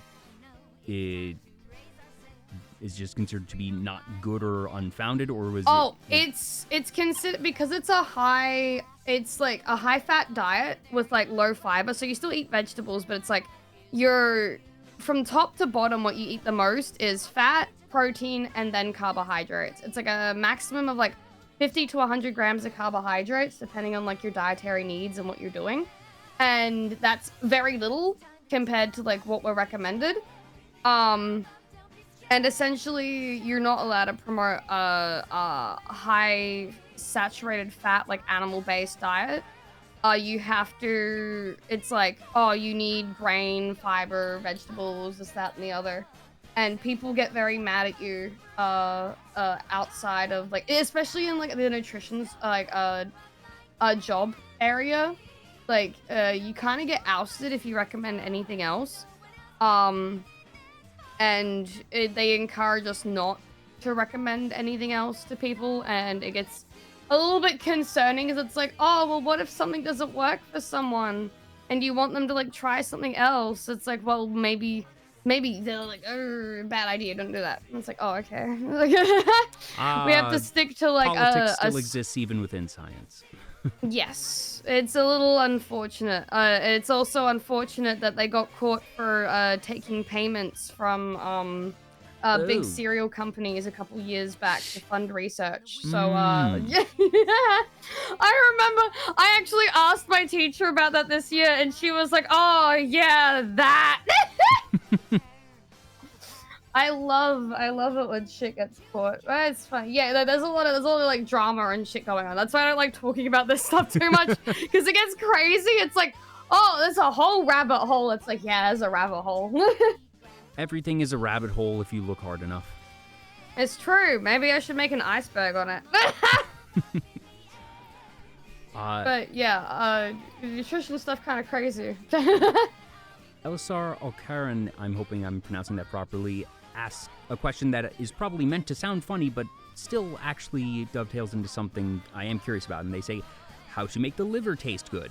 And that I am legitimately interested that for you, that do you have any favorite way to prepare things? Any favorite spice blends, or just, what do you do to create a flavor variety in your own diet? How do you prefer to prepare things? Well, honestly, it depends on what you cook it with. That's like the most variety I get. I can't use spices anymore. I used to love spicy food, but anything will like set me off now and cause that like inflammation spike. But spices will definitely make liver taste better. One thing that will always taste amazing is liver and onion, like caramelized onion. Mm. But the only recommendation I can give with liver is don't cook it till it's leather. Beef over lamb, because lamb has a tendency to be tougher, if that makes sense. And always cook with animal fat. Never cook organ meats with vegetable or like plant-based oils because it makes it rancid. There's something about the temperature at which you cook with it's well science. Animal fats, if the cooking oil / fat is solid at room temperature, it has a more stable carbon chain. So if it's liquid, then it has a lower smoke point, and a lower smoke point means it becomes more carcinogenic. And if you cook with like again the plant oils or whatever, it makes the fat, or at least it's like the structure of the food, like liver, go rancid. And it tastes like piss. I don't know how to describe it. It's so bizarre. Like if you have to cook, I do a lot of like homesteading kind of stuff. I make my own beef tallow, so I like render like the suet, like all the fat, and put it into like jars. And that's what I use to do my cooking. But like pork fat can work fine. Butter especially works fine. It's just it depends on how like palatable of things you can do as well, because some people flash fry liver where it's like cooked on the outside but blue on the inside, and people like it like that. But not a lot of people can handle that because like the idea of like raw meat is like but cooking it and having at least a little bit pink on the inside, like you're doing like a medium rare steak, is probably the best way to do it. Yeah. That's honestly the best advice I can give. And flavor, again, throw whatever spices you prefer on it. Turmeric tends to taste really good with liver, but it's all up to like personal choice. Is there any sense for nutrition or flavor purposes, and this is me like, pulling things out of thin air, that I'm, like I said, I have so little knowledge about all this that I'm not sure if this is a thoughtful question or a dumb question. Would there be any reason, whether it be flavorfully or nutritionally, to cook a meat in fat of a different type of meat? So like if I'm preparing beef, would there be any value in trying to prepare it with pork fat or lamb fat or something? This is actually a good question. Yes, there is a difference. Is tallow the omega ratio, like omega-6 and like omega-3 and omega-6, the ratio for that is usually better in beef or lamb, but pork has a higher like inflammatory fat or inflammatory omega levels, just because of the diet pigs or like pork typically has, unless you're able to get it like free range and like grass, like mostly like not grass fed, because pork does tend to eat like a bunch of stuff. But I'm assuming you know what I mean. Like just if it's like eating better stuff, yeah, it's gonna have a better nutritional profile. But there's nothing wrong with eating it. It's just some people, with what they do with what I do, they can't eat pork because it makes their inflammatory factors go up. And I probably shouldn't eat as much as I do, but I love pork. At the very least, good. That's within acceptable bounds where it's not going to completely mess you up. That there's folks who will have, it's a running joke for some people. Oh, I'm slightly lactose intolerant, but I'm still going to have ice cream and I will work through the pain because I know it's not going to completely wreck me. I'll probably have a stomach ache later, but whatever. And that it's not going to be, okay, your muscles are now all flaring up and that you can't get out of bed for 2 days. Yeah, like some people, there are people that are worse than me, and I pity them so much because I know like how bad it is for me, and I would never want to be in the like that like boat of, oh my god, I feel even worse than what I do. So some people just have to avoid it, but there is definitely like different culinary things with it. Like, if you say you want more of a caramelization on when you sear your meat, butter is probably what you want to go with. Because it just gives you that more, like, that, like, crust on your steak, and a lot of people like that. Plus, the flavor goes with a lot more things. Like, you don't really typically say if you want to eat fish, cook it in, like, pork fat or, like, tallow. Some people have to, just because they can't, like, do butter or dairy. But, it's just, yeah, there's, like, a flavor profile. There is a nutritional profile. Depending on where you source your butter, too. If it's, like, if it's grass-fed butter, it's typically better. As things usually are if they're grass-fed. But, it's mostly just... A lot of people can't afford that, though, as well. And I'm very aware of that. Like, eating the way that I do... Again, I'm so glad that streaming works out for me, because I wouldn't be able to take care of myself the way that I do if it wasn't for streaming. And the way that people, like, support me, through with what I do. But, yeah, like, sometimes you make do, like, there are people that live off of, like, what is it, like, meat patties, and they'll do, like, butter, and maybe, like, manage to get, like, organ meats every now and again. But it depends, like, on what your long-term goal is and everything. And eggs are absolutely fucking amazing for people as well. Like, if you can't get your hands on organ meats, a lot of, like, people that do what I do will just eat eggs and try and go for, like, free-ranged. But, yeah, it's all... There are, like, flavor things to it. Sorry, I keep rambling. No. And different... That was exactly what I asked. That was all really cool. I'm glad you think it's at least cool. I can't wait for someone to go, oh, I'm gonna watch this one thing of anime, and then be like, what the fuck? They talked about nutrition for an hour? Honestly, that's a good part of my goal here on Vtuber Talk. Of just, all right, I want to, one, get people talking about the things that they're interested in, the things that they love, the things that they have niche knowledge about, and sometimes just to get them on tangents that might be a bit more nitty-gritty than they would normally get into on their own channel. So, mission accomplished so far. And you actually brought up a couple things that I've been meaning to ask. That you mentioned fish and you mentioned eggs. So where does fish and poultry fall for you individually, and then also in terms of broader nutrition versus more conventional red meats? I can't do fish. My tummy doesn't like fish. But that's just, it's not like I'm allergic to seafood or anything. It's just my tummy does not like fish. Unless it's like, I can't eat it just, cooked. So say if you made salmon, and then you serve it to me, I would not be able to eat that until it was, like, chilled in the fridge for a bit. It's just the natural oils and everything in it don't agree with me. It's like proofer or, like, something like that. It's like, polyunsaturated, something. They're not friendly on my stomach. Chicken I don't do. In the carnivore kind of circle, chicken's a kind of meat because it has nutritional value, but it's not, like, if you want to get your nutrients and everything, it's not what you go for. Efficient. Yeah, not nutritionally efficient. There we go. Eggs, though, are, like, very much, everyone's like, yes, eat those if you can. If you don't have an egg intolerance, eat them. They're very, like, nutritionally complete. I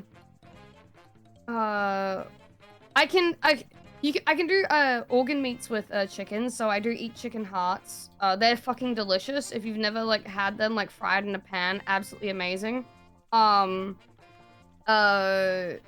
Just make sure you cook them thoroughly because the insides are hard to cook. What else? Chicken livers are also amazing. I have never made my own pate, but they taste fantastic. What else? I've tried pancreas before, but not chicken specifically pancreas, but I've tried pancreas, and I've done lamb brain. Lamb brain is good for people that have egg intolerances because it's the same taste. And it's, I think it's not nutritionally complete, but it's very, like, good for, like, some things.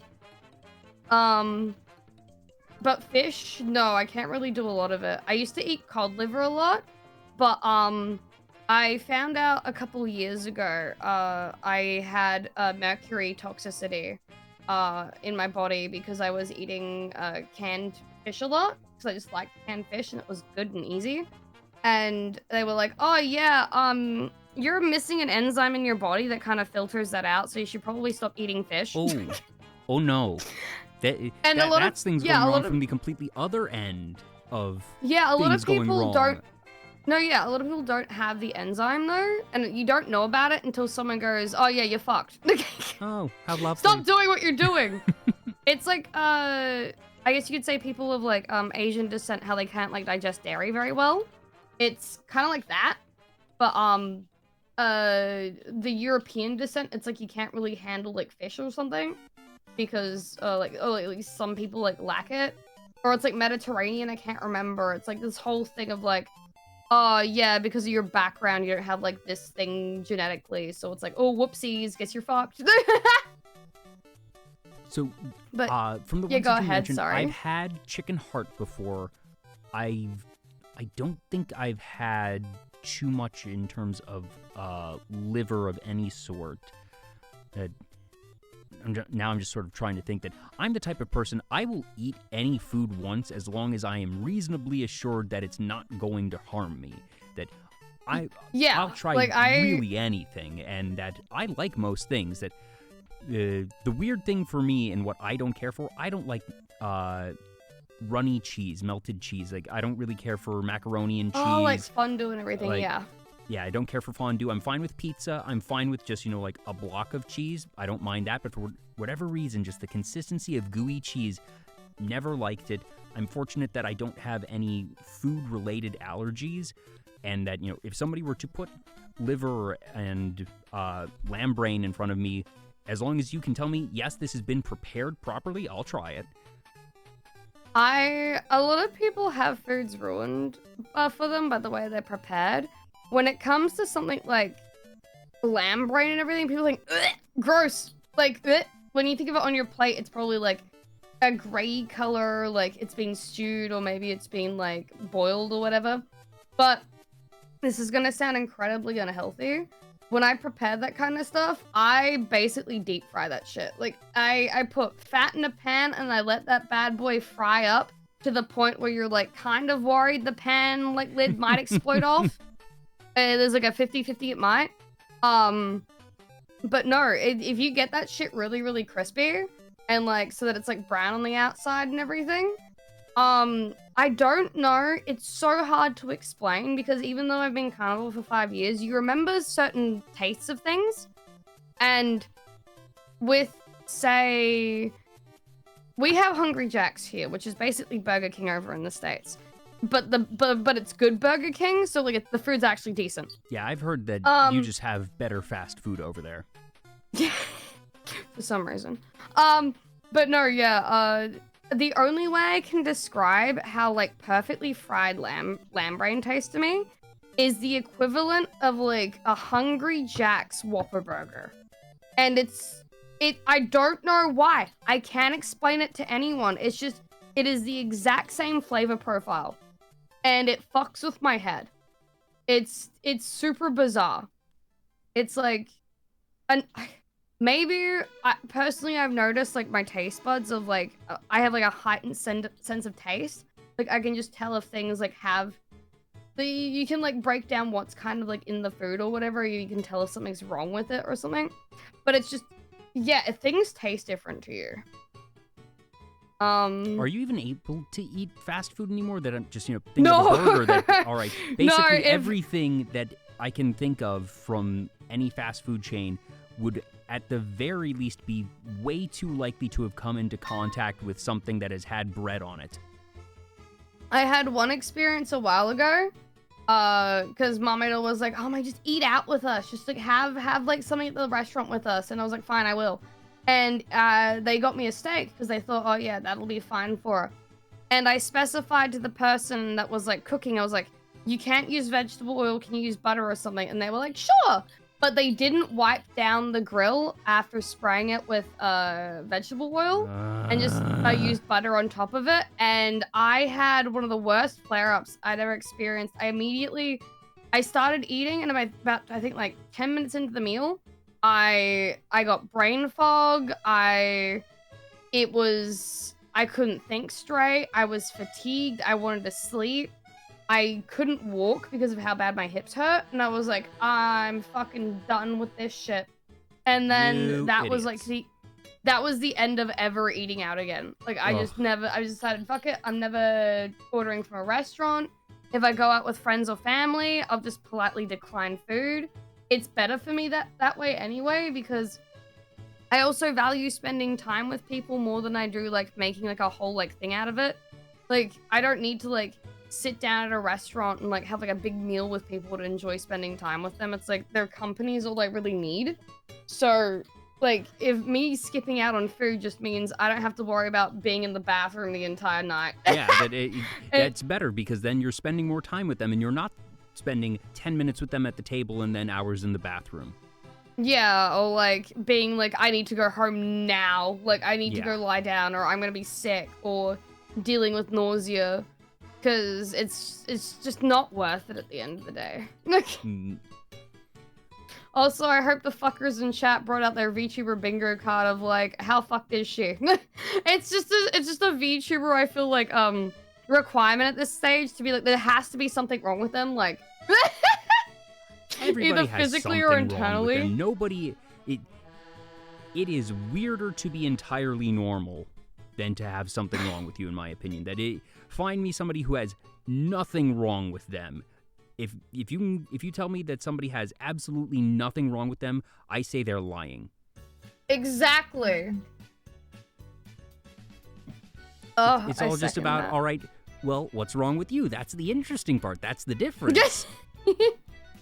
Oh yeah, I have like this crazy like genetic thing where like I can't go like 5 minutes without hiccuping like repeatedly, or like, oh yeah, if I eat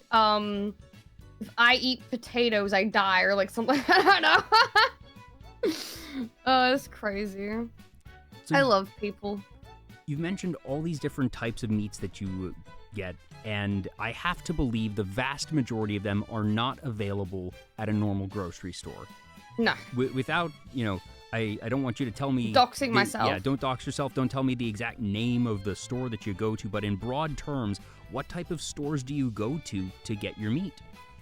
Well, I live out in the middle of the fucking buttfuck nowhere, so I'm kind of like in the boonies, like, countryside. People know this. I tell people if they find out my address, good luck, like, not using up an entire tank getting out here. So is there anything even nearby you? Is there a specialty market of some sort, or do you have to special order everything online? I do get delivery. I am friends, or used to be friends. I make very good relationships with butchers. That's all I can recommend. I'm like really good friends with I met him ages ago while I was still in high school. He's an elderly gentleman, and he ran his own like he has like farms all across Australia and everything, and he would go to like this market area, and I would like go see him, and because of how much I bought and everything, we got into like a really good relationship of because he would only give you a discount if you're like a member for the market thingy, or if you paid with cash. But because I bought so much, he would always give me a discount regardless. You're a regular customer. I wasn't a member. I was a loyal, and I was a good customer. And he essentially he never really did organ meats. But I started requesting them a very long time ago. And he's like, "You want to eat organ meats?" I'm like, "Well, yeah, I heard they're good for you." And this is when I was like starting out with everything. He goes, "Okay, I'll ask my abattoir," which is the people that cut up everything. To not for you. throw it away, I guess. That if anything, it's sort of found value for him, because those organs aren't usually going to be sold, or if they are sold, that it goes to a very particular market that probably doesn't have a lot of demand for it. So if anything, he's probably over the moon of like, "Whoa, wait, you want to buy all this shit that I was throwing away anyways? It doesn't matter if I'm giving it to you at a deep discount because it's found profit already." Yes, and the funny thing is, I think like a year after I started doing that, or maybe 6 months, I can't remember, he said, like, I just was buying stuff one day, and he goes, "Ame, I have to thank you." And I'm like paying for my like stuff, and I'm like, "Wait, what do you mean thank you?" oh, thank me. And he's like, ever since you started like getting organ meats and everything, he goes, more and more people noticed that you were buying it and started asking me to like get them some too. And he goes, my profits have gone up. Yeah, he's like, my profits have gone up significantly. Yes. And I've had more people buying stuff. And I'm like, what the fuck? And he's like, it's been amazing. He goes, my entire business across Australia has changed. Like, I'm selling so much more than I was before. Oh my gosh. And we started...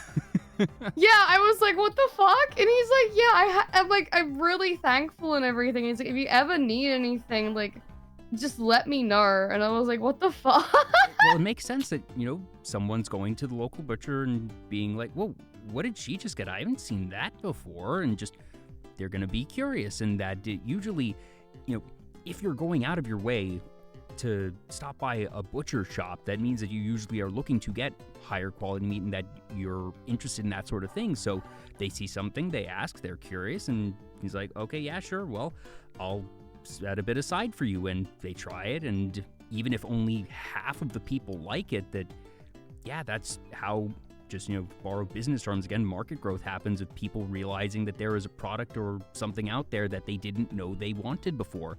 And that as that spreads, and it's super cool that it's not just even a local thing at this point, because it's, you mentioned he has farms and shops all over. So yeah, that if anything, like, he should probably just be giving you the meat for free at this point.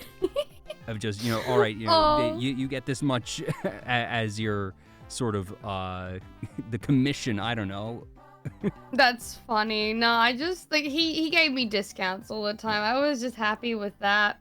Like, I was like, he didn't need to, but he did, and he would also like occasionally, like, because I would ask for a beef suet, and it was really hard for him to get because his abattoir didn't like doing that, because like you have to cut that off the kidneys, and it's a lot of effort. I mean, he'd be like, listen, I have extra. I can throw that in for free. You don't have to worry about paying. Like you pay for like what you ordered, and if like I have extra, I'll give it to you. And it's like, he doesn't own the business anymore. It's like his like son and I think daughter run it now. Like there's a new guy because he retired. But the guy that I'm in contact now, that runs the business, he still gives me like discounts and everything. He's like, oh yeah, the old man said that you get like special like deals and whatnot, so we'll make sure you still get them. They have a little note behind the counter, like if AmeDoll walks in, you know, this is the AmeDoll special. Yeah, and again, like I've made friends with like more than like one butcher. Like, I know, like, you need to, like, kind of keep your, like, options open. Like, there's, like, 2 more in the area that go to the same market that I'm friends with, or at least, because I order enough. They're like, wow, okay, yeah, we can give you deals. There was one guy, he owns his own farm, but it's only one. So he only does things, like for, like, an X amount of months a year. Mm-hmm. And I just, like, he's like, hit me up anytime. Like, put in an order if I'm not at the markets anymore or whatever. And he's like, when I come back, I'll have everything for you. So I'll order fucking, like, say, like, 10 kilos worth of stuff. And that's, like a year in advance or whatever. So when he finally comes in, it's like, yeah, I have everything for you. Here you go. You've just gotten 10 kilos worth of meat. Where do you store it all? I actually had this issue once. I ordered from the older guy, the older gentleman that I was friends with, like his business. And then the other guy, but they said it would take a while to get that order in. I said, okay, that's fine. Don't worry about it being like ASAP or anything. And I ordered from the other guy like months back, and he finally like came to the markets and had my stuff. So I took that stuff home and paid for it. And I had it all in my freezer, and I thought, yeah, that's fine. Because I have my own section in like the fridge. Like, you know how you have like the 2 smaller trays and the really big one at the bottom typically? Mm-hmm. I have the space for the really big one at the bottom for my stuff because my parents don't like to have like too much all at once in the freezer. Makes sense. And I was like, okay, I have my stuff. And then I get a call from the other butcher, like too. Literally. Yeah. And I was like, oh no! Like, they think they're calling you with good news. It was like, oh, hey, guess what? Everything came in early. We're all set and ready to go. Yeah, they're like, oh yeah, the delivery will be like on its way like this week. The guy's gonna bring it in like at X time and like this morning, and I'm like, oh, I'm so fucked. I had to go out and buy a deep freezer. I literally was like, I'm so fucked. I have to go and buy a freezer like now. I had to like store some of the stuff at my family friend's house. I'm like, can we borrow your freezer? And she's like, yeah, it's fine. And I only had like half my stuff in there until we got the freezer and set it up, and then like threw everything in there. Now I just have like most of my stuff kept in the deep freezer in my garage. I'm like, yeah, it's all good. But I guess that brings back to like the price of things and everything. I highly recommend, if you ever want to like do what I do, is put a little bit of money aside every single week separate from your typical groceries, like maybe like $10 or like $30 or something, and then just slowly build up and then do a massive purchase, like just bulk buy, because butchers love it when you bulk order. They think you're so sexy for it. They're like, oh my god, you want to buy this much from me? Oh my god, that's a lot of money. Holy shit. I can give you a discount for all of that because you're buying so much at once. That's how you get in good with them, because they know if you're going to be spending that much on them, you're dedicated. You're invested in them. And then you just essentially portion all of it out, especially if you buy whole rolls, they really like it too. If you can like portion it out yourself and then just chuck it in the freezer, it works out. And if you want to like start getting into gym stuff as well, like you can like say, oh, I want this to be like 250 grams, or I want this to be like XYZ. I have my own vacuum sealer as well. So I buy like bags and everything, and I vacuum seal stuff up and throw it in the freezer. And it's the best gift I've ever gotten. Yeah, no, it makes sense. It sounds silly. It sounds silly out of context, but in context, yeah, you're buying meat in bulk. Meat can go bad if it's not cared for, and that, all right, you're not going to eat all of that over a week or even a month necessarily when you're buying 10 kilos of the stuff, so makes sense that you're going to preserve it, and that vacuum sealing prevents things from going bad as quickly. And if you think it's like, if your concern is like environment and stuff like that, think of it this way. I'm only buying meat and eggs from like a local place. Then it's grass-fed as well. It's not like factory or anything. So I'm technically doing more for the environment, if that's your concern, than someone would be if they're living a straight vegan diet that's getting their like their fruits and vegetables from all over the world, and like buying expensive like vegan products that have like been made in a factory and whatnot that like produce an X amount of waste. And because I'm also eating nose to tail with most animals, I'm not wasting anything either. So it's like, technically it is better. Now, you used a term that I'm not familiar with. You said a whole roll. I'm guessing this is a roll of meat in some sense? Think of like, the only thing I can think about, to use an example, is like a really expensive like roll of meat, but you know what a Scotch fillet is, right? I do not. But or an eye fillet? Hold on, let me, it's really hard to describe. So I'm taking a picture. Eye fillet of steak or meat? It's like, instead of like a single piece, you buy like a whole thing of it, kind of like that. Okay, yeah. So like if you buy like, it's usually they have it like packaged or something. Typically, if you buy that, it feels expensive in the short term, but if you portion that out, it's cheaper in the long term. So say you go to the shop and you're like, I want to buy like 500 grams of rump steak. If you buy like 2 kilos of rump, or like maybe like I think a roll might be about like 5 kilo. Say you buy like a 5 kilogram like roll of rump steak, or something like that. and then you portion that up into like whatever like weights or grams or like pounds, depending on what you want. That can be cheaper for you in the long term and more affordable, because it's like, well, now I don't have to go out and spend X amount of dollars this week on food, because I can take something out of the freezer and I have that sitting there waiting for me.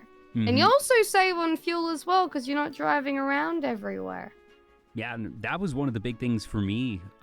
We were talking about just saving money during the pandemic and things, of me not going out to eat as much and just ordering. I would get a big delivery order of groceries, and that, well, if I'm paying the delivery fee and everything and tip to have someone leave it at my door, might as well make it a big order, since the delivery fee is flat from where I got it from. It didn't matter if you were ordering $30 or $300. So might as well just, stock up for the month. That's fine. And that you have everything in the refrigerator, freezer as you need it, and that the amount of money that I saved, that I didn't eat out a ton. That even if it was just once every 2 days, couple times a week, that you don't realize how much money that ends up saving. That I one day just sort of did a really lazy calculation of, okay, this is how much I paid for what was a month's worth of grocery deliveries. Divide that by 30 days, divide that by 3. So what is each meal costing me? It was like less than $5 a meal, and that's for good meals at that point. Some better than others, that obviously I'm not buying $300 of super fancy stuff, that I get a couple nice things and a couple cheaper things, mix it up, but that the markup, and not just for delivery, because the delivery markup, that's when it gets really crazy, but even just going out to eat and just picking up from a place, it costs. And obviously you're paying for time and effort and the food, and that it might be in some ways easier, but yeah, just eating in saves you a lot really fast. That's another thing with like butchers. If you order like online with some that do have online orders, if you spend over X amount of money, it's free delivery with a lot of places. Because they're just like, well, you've spent so much, you've already got a discount because you've ordered so much, we can throw in free delivery as well, which is very nice of them, honestly. And I guess this is something I do want to touch on, because I think it's really important. A lot of like local farmers or people that do grass-fed or like their free range and everything, they're very much into regenerative farming, which for those that don't know, that basically means they have, say you have like X amount of like miles or square kilometers or whatever for like raising your cattle, or like whatever meat animal, whatever you want to say, they raise. They will move, they'll break it up into like full pastures, and they'll have them graze on one lot, and then once they're done grazing, they'll move them around to let the other one grow. Yes. Yeah. And another thing that they also do and want to implement more regularly is because when it comes to like typical like farming with like grain and whatnot, the topsoil gets like destroyed, and there's like no nutrients after farming for a while. So like they have to like essentially move on to somewhere else and plant more to be able to grow more. But one thing a lot of cattle farmers want to do is they want to bring in having their cattle go onto those lands where they grow like plants, like corn or like grain or anything really, and have them essentially shit everywhere. Yeah, that's correct. And then that's exactly it. Yeah. That QA Breaker in the chat says the cat has discovered crop rotation, and that that's something that's done with plants and also done with livestock for the reasons you just described. That obviously if you have the cattle or whatever eating the grass on the same plot of land constantly, that they're going to run out of grass because you're not giving it any time to grow. So you move them around a bit, but also that you move them to land that you plan to use for produce farming for that exact reason, because the manure has all these nutrients that goes into the soil, and then your next harvest of whatever crop you're going to be growing is likely to be pretty improved. Cow poop good for environment. Yes, it is. Smells awful, but it's nature magic. It happens. Yeah, that's honestly, a lot of people don't know that, but that's another reason why, like, I know it sounds silly, But I guess I can use Fuamoko as an example. You know how they wanted to improve like travel to like different places in Japan and whatnot, and like with how they used to do stuff in their past life kind of thing? I'm certain I have no idea what you're talking about. Yeah, no idea what you're talking about. But yeah, how they wanted to increase travel to lesser known places in Japan. If I ever become like a big enough VTuber, I definitely want to partner with farmers and encourage like rotation farming like that, and at least give them a platform to be able to promote their stuff more and encourage people to buy more. Like, again, it's fucking sucks that the prices of organ meats have gone up because there's more of a demand for them now. But congratulations, task failed successfully, that you got them to do more with organ meat, and then it got easier for you, and that you helped improve their profits, but then, oops, too many people like it. We have to go back. No, yeah, a lot of like groups that I'm a part of for like this kind of stuff are like, oh my god, this like product has gone up so much compared to when I used to get it like 2 or 3 years ago. And it's like, yeah, because people think it's like they're buying it now and everything. And what is it? There's one butcher that's that I go to sometimes, because they're the only one that does it, but lamb brain. I asked them, why is it so expensive? And they're like, because Australia is a big export of meat, because of how like higher quality meat is, it's like it can be really expensive for like certain products here for ourselves.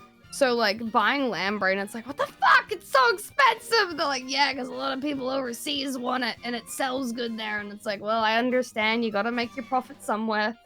You're just doing good business. I understand. I get it. And it's like, I'd like it a bit cheaper, please.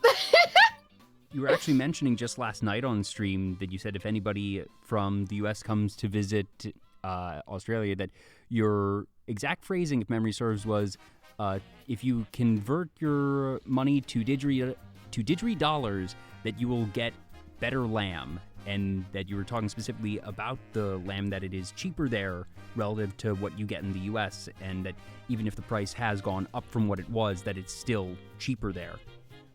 Yeah, like again, a lot of people think with what I do, you need to be, like some people under the assumption you need to be like eating ribeyes all the time, or like really expensive cuts of meat, like Scotch fillet, and it's like, I literally buy the cheaper cuts of meat. Like, like 4/4 like rump chops, they're kind of like considered the like kind of like, they're very fatty.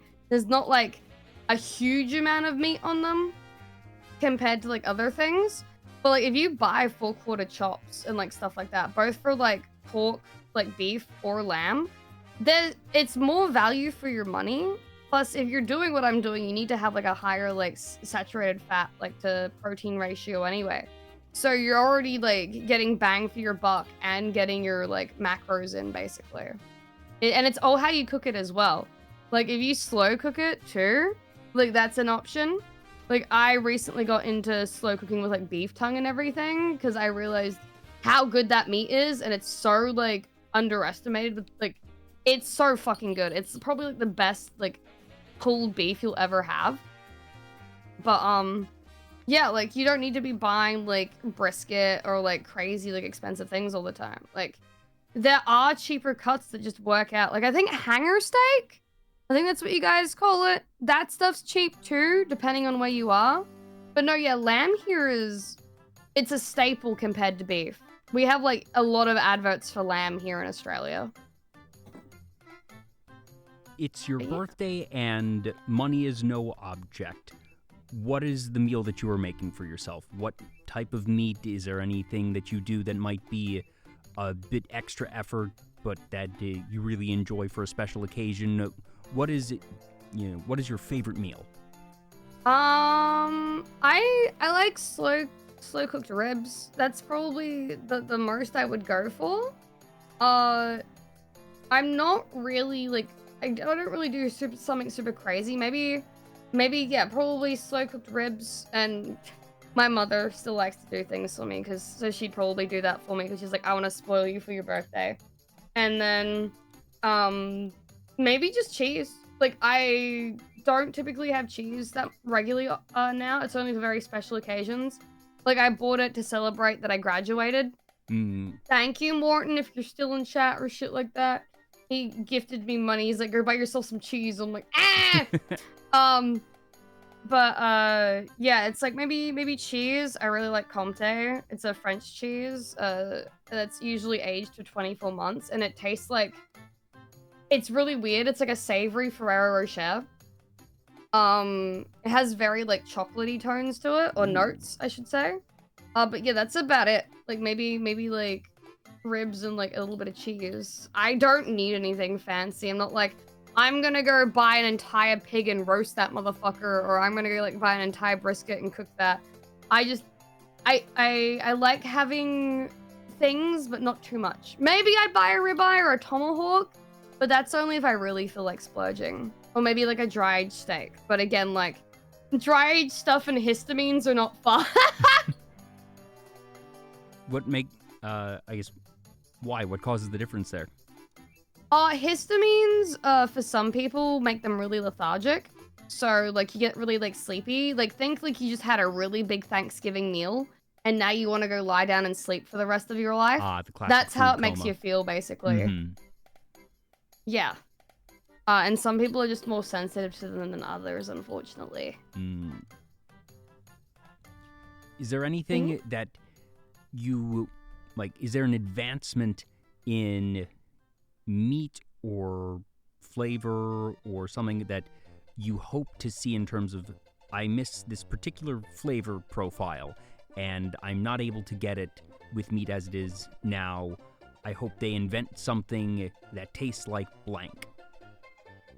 Honestly, no, because then that would take away from the, I guess, the organic and natural nature of what I do. That's fair. And the whole point is it's kind of supposed to be an elimination diet to, like, remove things that cause issues for me.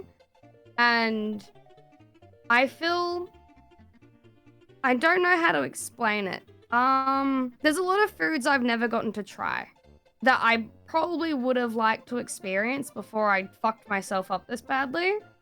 But I guess it falls into the category of you won't miss it until you try it kind of thing. That's fair. That makes sense. So as long as I never experience it, and then... Because I have a very addictive personality. If you don't know what you're missing, you can't miss it. Exactly. And as I just said, I have a very addictive personality. So if I get hooked on something, I get hooked on something. And I feel like it... And that's... I artificially limit myself with dairy as well because I love dairy. So it's like, if I buy a lot of it, I'm going to eat a lot of it. So I have to buy X amount and then be like, this is it. This is all you can have for X amount of time. And then when that time comes again, you can buy more kind of thing. That's where it's like, again, like, I wanted to try okonomiyaki, which is a special dish in Japan, because an exchange student I had a couple of years back, he really liked me. He wanted me to come back to Japan with him and, like, visit Osaka and go try foods with him and everything, and I was like, oh, fuck yeah! And then I had all my issues, and I'm like, oh no, I'm never gonna be able to try that with him now. But, yeah, there's a bunch of stuff, like, I wouldn't have mind trying. Like, a lot of desserts I wouldn't have mind trying as well. But then again, I can live with knowing that I never tried it, so I don't know what I'm missing out on. And if they ever make something that, like, tastes crazy, I'll be a bit skeptical of it, because I'm not into, like, I don't like that whole, like, printing meat kind of thing. That shit susses me out so bad. I don't like that. But no, if they ever made, like, I don't know, maybe like things like stevia exist, and whatnot, and like natural, like, flavorings. But I guess if there was one thing, maybe if I had to, if anything, peanut butter. If they could make something that just straight tastes like, I could put it on, like, food or put it in my drink, and it would just straight fucking taste like peanut butter, and I wouldn't have to get the joint pain and everything, and all the shit that comes with eating peanut butter for me. synthetic peanut butter that, if anything, I would call that one of the more likely potentials because obviously peanut allergies are among the most common. But then again, I suppose, I don't know if the solution they would look for a peanut butter allergy would hit other things that you can't have, that would they go for some other type of plant-based solution that isn't, whatever specific part of the peanut that causes that allergy, but, they can have other vegetables, but it would still disagree with you. Well, I mean, I've gotten to a point where I can manage coffee and tea. And again, I've been recently adding monk fruit sweetener to my coffee, just to test things. And I seem to be okay. So, again, this is an elimination diet, but I can slowly, reintroduce certain things as long as I know what does trigger me. And, when I'm overdoing it. But if they make something, it's like a 0 calorie, or something like that, drop or, liquid that you can, add to things, in cooking, and it gives it, a peanut, flavor almost, that would be insane. I always think about... Can think of. Yeah, but I like that answer a lot, and it makes a lot of sense. It ends up being a more savory taste, and also that it's the type of flavor that would probably pair a bit more naturally with the other things that you eat, that it's not necessarily looking for something that is completely out of left field and that is just not going to be natural. You're not looking for chocolate flavored meat.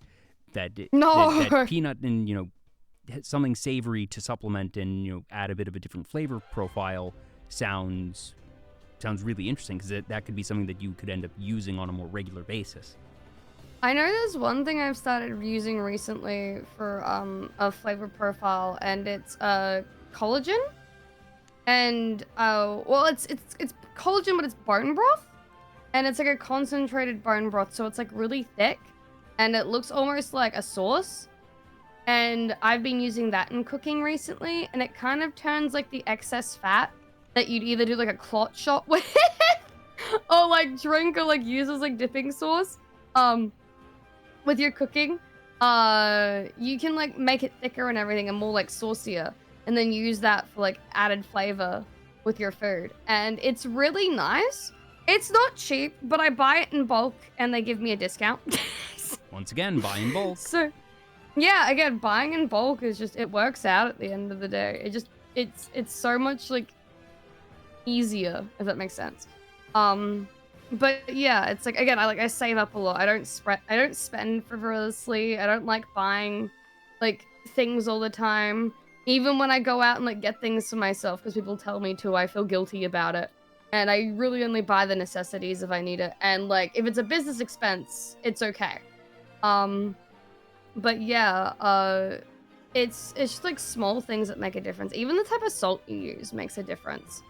I use Redmond's salt, which it's a different tasting salt, but I love it. You don't use as much as you would regular salt because it's saltier. Does that make sense? Now I'm kind of curious. So Edmond's salt, you said? Redmond's. Yes. It's hard to get though, depending on where you are, because it sells out really quickly. I bought it a while back, and I have 5 packets of it still in my cupboard, and that's been for a year and a half now. Yeah, I still have just a giant tub of salt that I bought however many years ago, because I don't introduce salt into my cooking too much. That most of what I do, just that I like different sauces, and I'm not able to make my own sauce, but just that whatever sauce I like that I buy has the sodium level that it needs anyway, so that's how the salt gets in. You don't need to add more. Yeah. But that for you, the way that you prepare your stuff, that makes a lot of sense. Yes. Abso0 says, Morton's salt could be mine for 1,000 years and we'd never get close to running out. It certainly feels that way. That's him 100%. Oh, that's great. But I'm looking at Redmond salt right now, and that, yeah, it's certainly more expensive than normal salt and Morton salt, but I'm seeing at least what I'm looking at just at a glance right now is $10 US for a pretty big looking thing, and obviously that's a lot more than you can usually get a thing of Morton's brand salt for, I don't know, $1 or $2. It's much more expensive in terms of relativity, but that it's not like you're buying, I don't know, what's an absurdly expensive spice? Saffron. It's not like you're buying saffron or anything. I guess an example for people that think that, like, oh, you're spending a lot of money in one go for, like, food, like, why not just buy it out, like, weekly or, like, every, like, fortnightly? I can safely say I have not spent money on food for over 7 months, and I'm able to put that towards other things that I need to get or whatnot. So again, like, bulk buying does crazy things for you, and again, that's impressive. I'm here thinking, oh, I'm doing it pretty smart, buying like a month or something. 7 months? No, deep freezers are a blessing.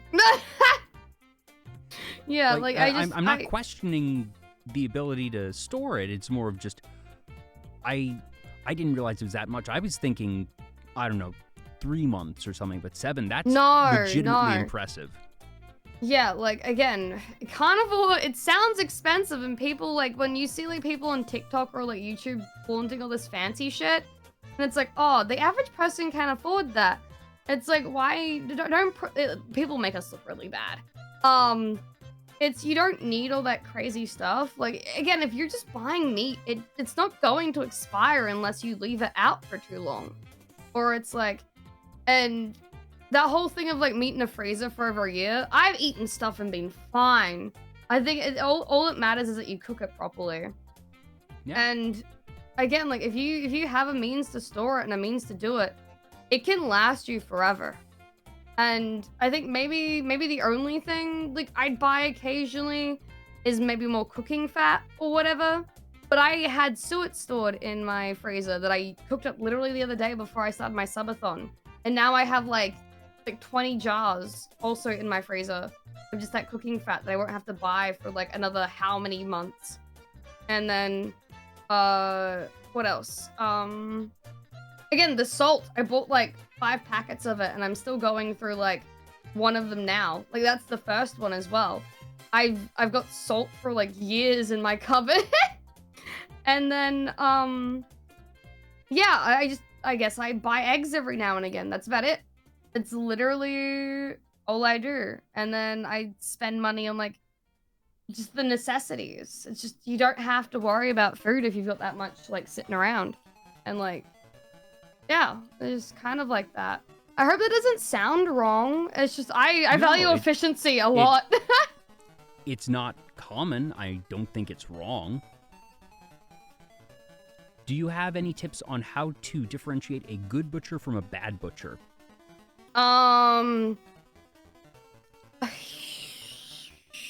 There's typically no bad butchers. I'd never recommend getting stuff from... This sounds horrible, but it's just because you don't know where the quality is and the source of it. I would never recommend going to, like, Asian, like, market, like, butchers and, like, grabbing the meat from there, because you don't know exactly, like, the source of it.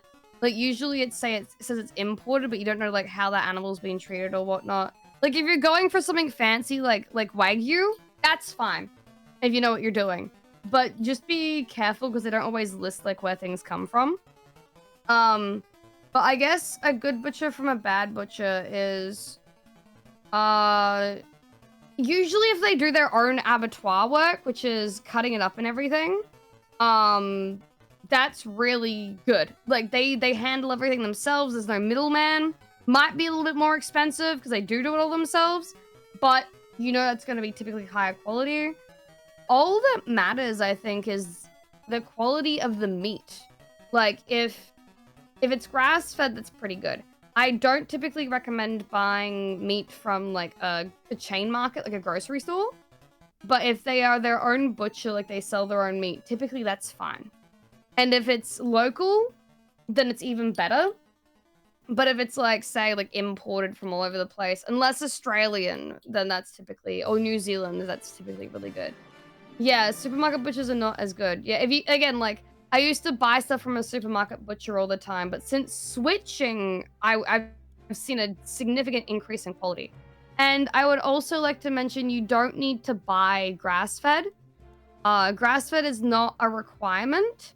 Some people need to because it's better for them if they have health issues because it eliminates more of the inflammatory factors from what the animal's been eating, like all the soy and grain. But if that's what you can afford, that's okay. Because something is better than nothing at the end of the day. The nutrition profile might be a bit different, but as long as you're like keeping your diet relatively like you're not eating junk food all the time or you're not like, you know, eating just bad stuff in general, that doesn't really matter.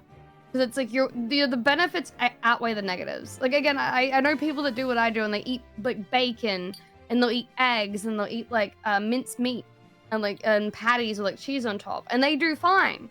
It's just it all depends. It's just it's more your health at the end of the day. Because I know a lot of people that do what I do once they go on it, like going back is really hard because you get hit like a truck if you try and like dabble in other things, depending on how bad your health was to begin with.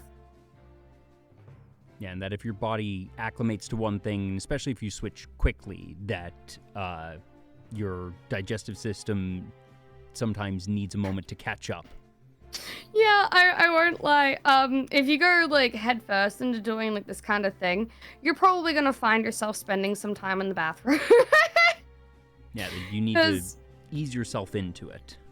Yeah, some people can go cold turkey and be fine. Some people can't go cold turkey. It's mostly just because your digestive system, especially your stomach and like your gallbladder, have to go, well, shit, you're eating a lot of fat now. We're not really used to that.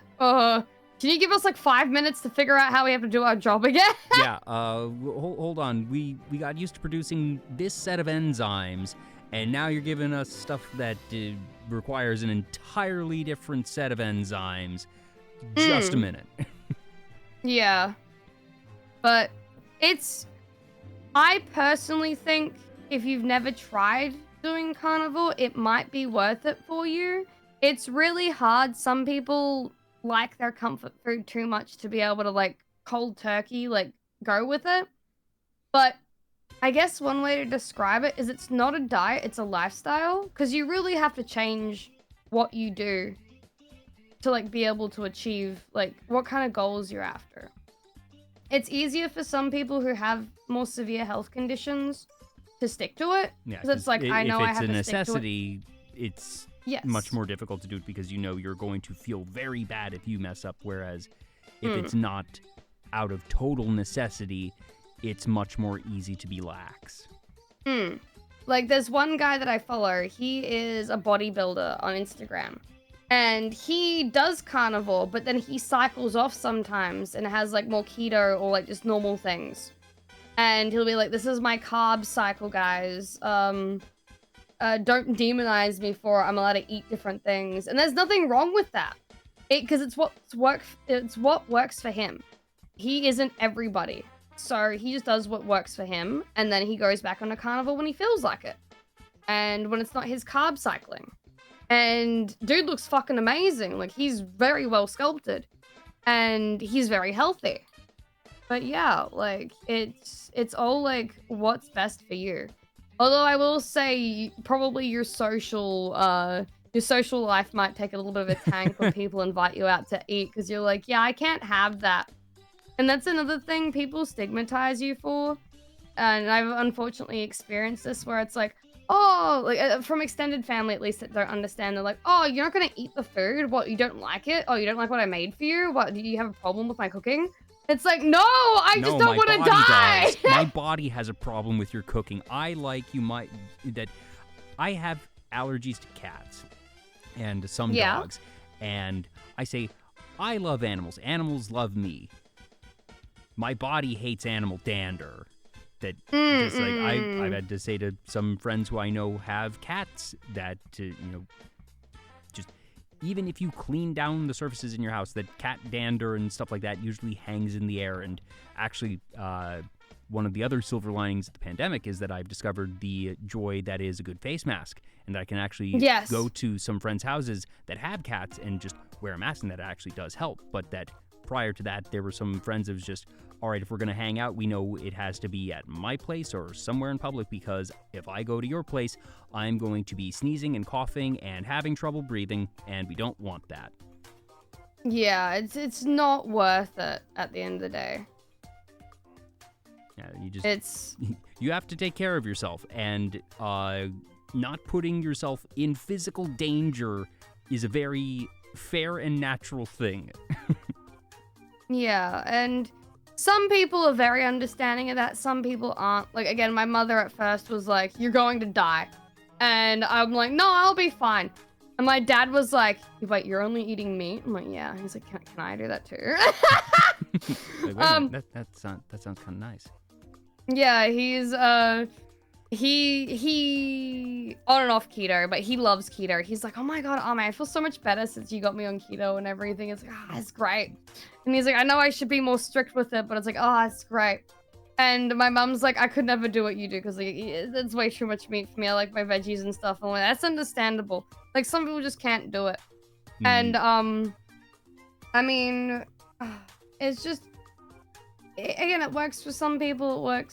It doesn't for others. It's just, I know my doctor. My doctor, bless. Most doctors only do like a 20-minute course on nutrition. Like, they're told like this is like what people should eat on average, blah blah blah, and then they can like give you like nutrition advice. Bless her soul, I love her so much. Every time she does my bloods, she's like, Ame, if it was anyone else, they'd have you on a fucking statin because of how high your cholesterol is. She's like, if I didn't know how you do things and what you do, I would have you on one too. And she's like, I can't. She's like, if you ever have to go to another doctor, I swear. And she's like, I'm like, yeah, I know. She's like, you can't go to people with these numbers. She's like, everything else is fine, but your cholesterol. And I'm like, smiley face. Yes, I know. It's like, yeah, I know. I'm like, are my triglycerides fine? And she's like, yes, your triglycerides basically don't exist. And I'm like, are my LDLs and HDLs fine? She's like, yes, they're basically even. And I'm like, then we don't have to worry, right? And she goes, yes, we don't have to worry, but... Just that almost frustration of just like, this shouldn't work. Conceptually, this shouldn't be all right. But it is. Yeah, and I guess if you're like more on the vanity side of things as well, body recomp is amazing on carnivore. Like, you do put on weight if you're nutritionally deprived, and that can be either if you're overweight or underweight to begin with, because your body's finally being fed properly. And it's going, oh my god, I have nutrients after not being fed the right things for so long. It just kind of like holds on to it for dear life, like you've been in starvation mode. Yeah, because it doesn't know when it's going to be fed next. Your body doesn't know that you can go to the store tomorrow and buy food. It's like, I need to survive now! Kind of like attitude. But what's a good example? People that like come from like heavier weights will like lose weight really easily. Those that like were malnourished and underweight will definitely put on weight if that's what they're looking for. But after like a couple of months, and sometimes it takes people longer, like a year maybe or two, after like your hormones rebalance and everything, you start to look like really good. And if you're concerned about things like acne, I used to take, because my parents had really bad acne when they were like younger. So they didn't want me to get acne when I was older. So I was on acne medication for like 3 years. And that kept it at bay. But since switching to carnivore as well, I basically get no acne at all. Unless I've eaten something that's caused like almost like a toxicity flare up and my body's trying to get rid of it. And yeah. I basically don't even have to deal with acne at all. And that's fantastic for confidence, at least. Yeah, a very good side benefit for sure. Because your skin's the first thing I think to go if you have, like, digestive issues, and acne is usually a sign of it. It's usually either digestive or hormonal. But digestion and hormonal also go hand in hand, so you know. Yeah, LSR in the chat, no acne, I need to look into carnivore for real. Yeah, I know Some people will get like really bad. Essentially, like your body will go through like oxalate dumping, and just like removing shit from the body after so long. So you'll go through like a period of like you feel like shit, you look like shit, and that might last a while. But then it like kind of clears up, and it's like once your body starts to like adjust properly, it's like, oh, so this is how I'm supposed to be doing things. I get it now. And I'm just lucky I got into it while I was younger, compared to like some people that like I'm like 60 and I finally started doing this, or I'm like in my 40s after like years of suffering. I finally started doing this. I would consider myself lucky and I got on the ball earlier. I should be a fucking like scientific like test subject or something to see how I turn out. But no, yeah, again, it feels weird being able to openly talk about this and have people be interested, because you do kind of sound psychotic, or like straight up just schizophrenic. Like you're insane. You shouldn't be alive. But I mean, 5 years of doing this, and it's resolved most of my issues. The only time I do get issues if I like slip up, or like I know I have things that are animal based that I know I shouldn't, because I know they're like triggers for me. It's like, well, shit. I guess there might be something to it. I feel great. Mental health's good. The only time it like spirals is like maybe if something like bad happens or whatever, but that's just normal. Or like You're allowed to be sad every once in a while when bad things happen. Yeah. It's like I can't explain it. It's the only way I can say without it sounding like super. It's gonna sound super cliche. It's just it feels like my life has changed. And I wouldn't be the positive person that I am for everyone like streaming that I am if it wasn't for what I've done. I'd probably be like some, no call outs or anything, but like some moody bitch that just complains all the time, like on the internet, and like makes my problems everyone else's. Like, I'm having a bad day, so you're gonna have a bad day too, because I'm just gonna make everyone miserable with how I feel. Like, I'm positive, and I want everyone to feel that positivity too. I just want people to be happy. And if I can be happy, like, because of what I do, like, if everyone else can experience that, then that makes me happy. Again, it circles back to, I want people to be the best versions of themselves. And if maybe eating this way helps them achieve that, then that's all I can ask for. So you mentioned a couple times that you want to help people be the best version of themselves. And I think that in a way, content creation for a lot of people can be a form of doing that, of just, even if it is as simple as the desire to entertain, that entertaining is improving someone's life in its own way, that perhaps not in the way of nutrition, but that it still has that value. And I'm curious that for you, it's been 5 long years getting your degree, and that you have finally graduated.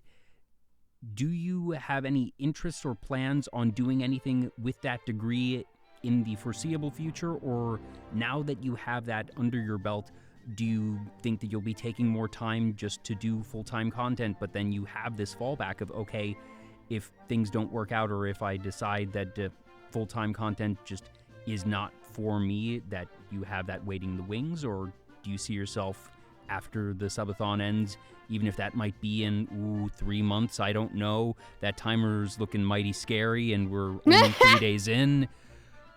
Do you have any plans? That degree's getting B-balled straight into the rubbish bin, and then if I ever need it, I'll go get it out. I'm full-time content creator. I'm dedicating myself to my passion. Like, again,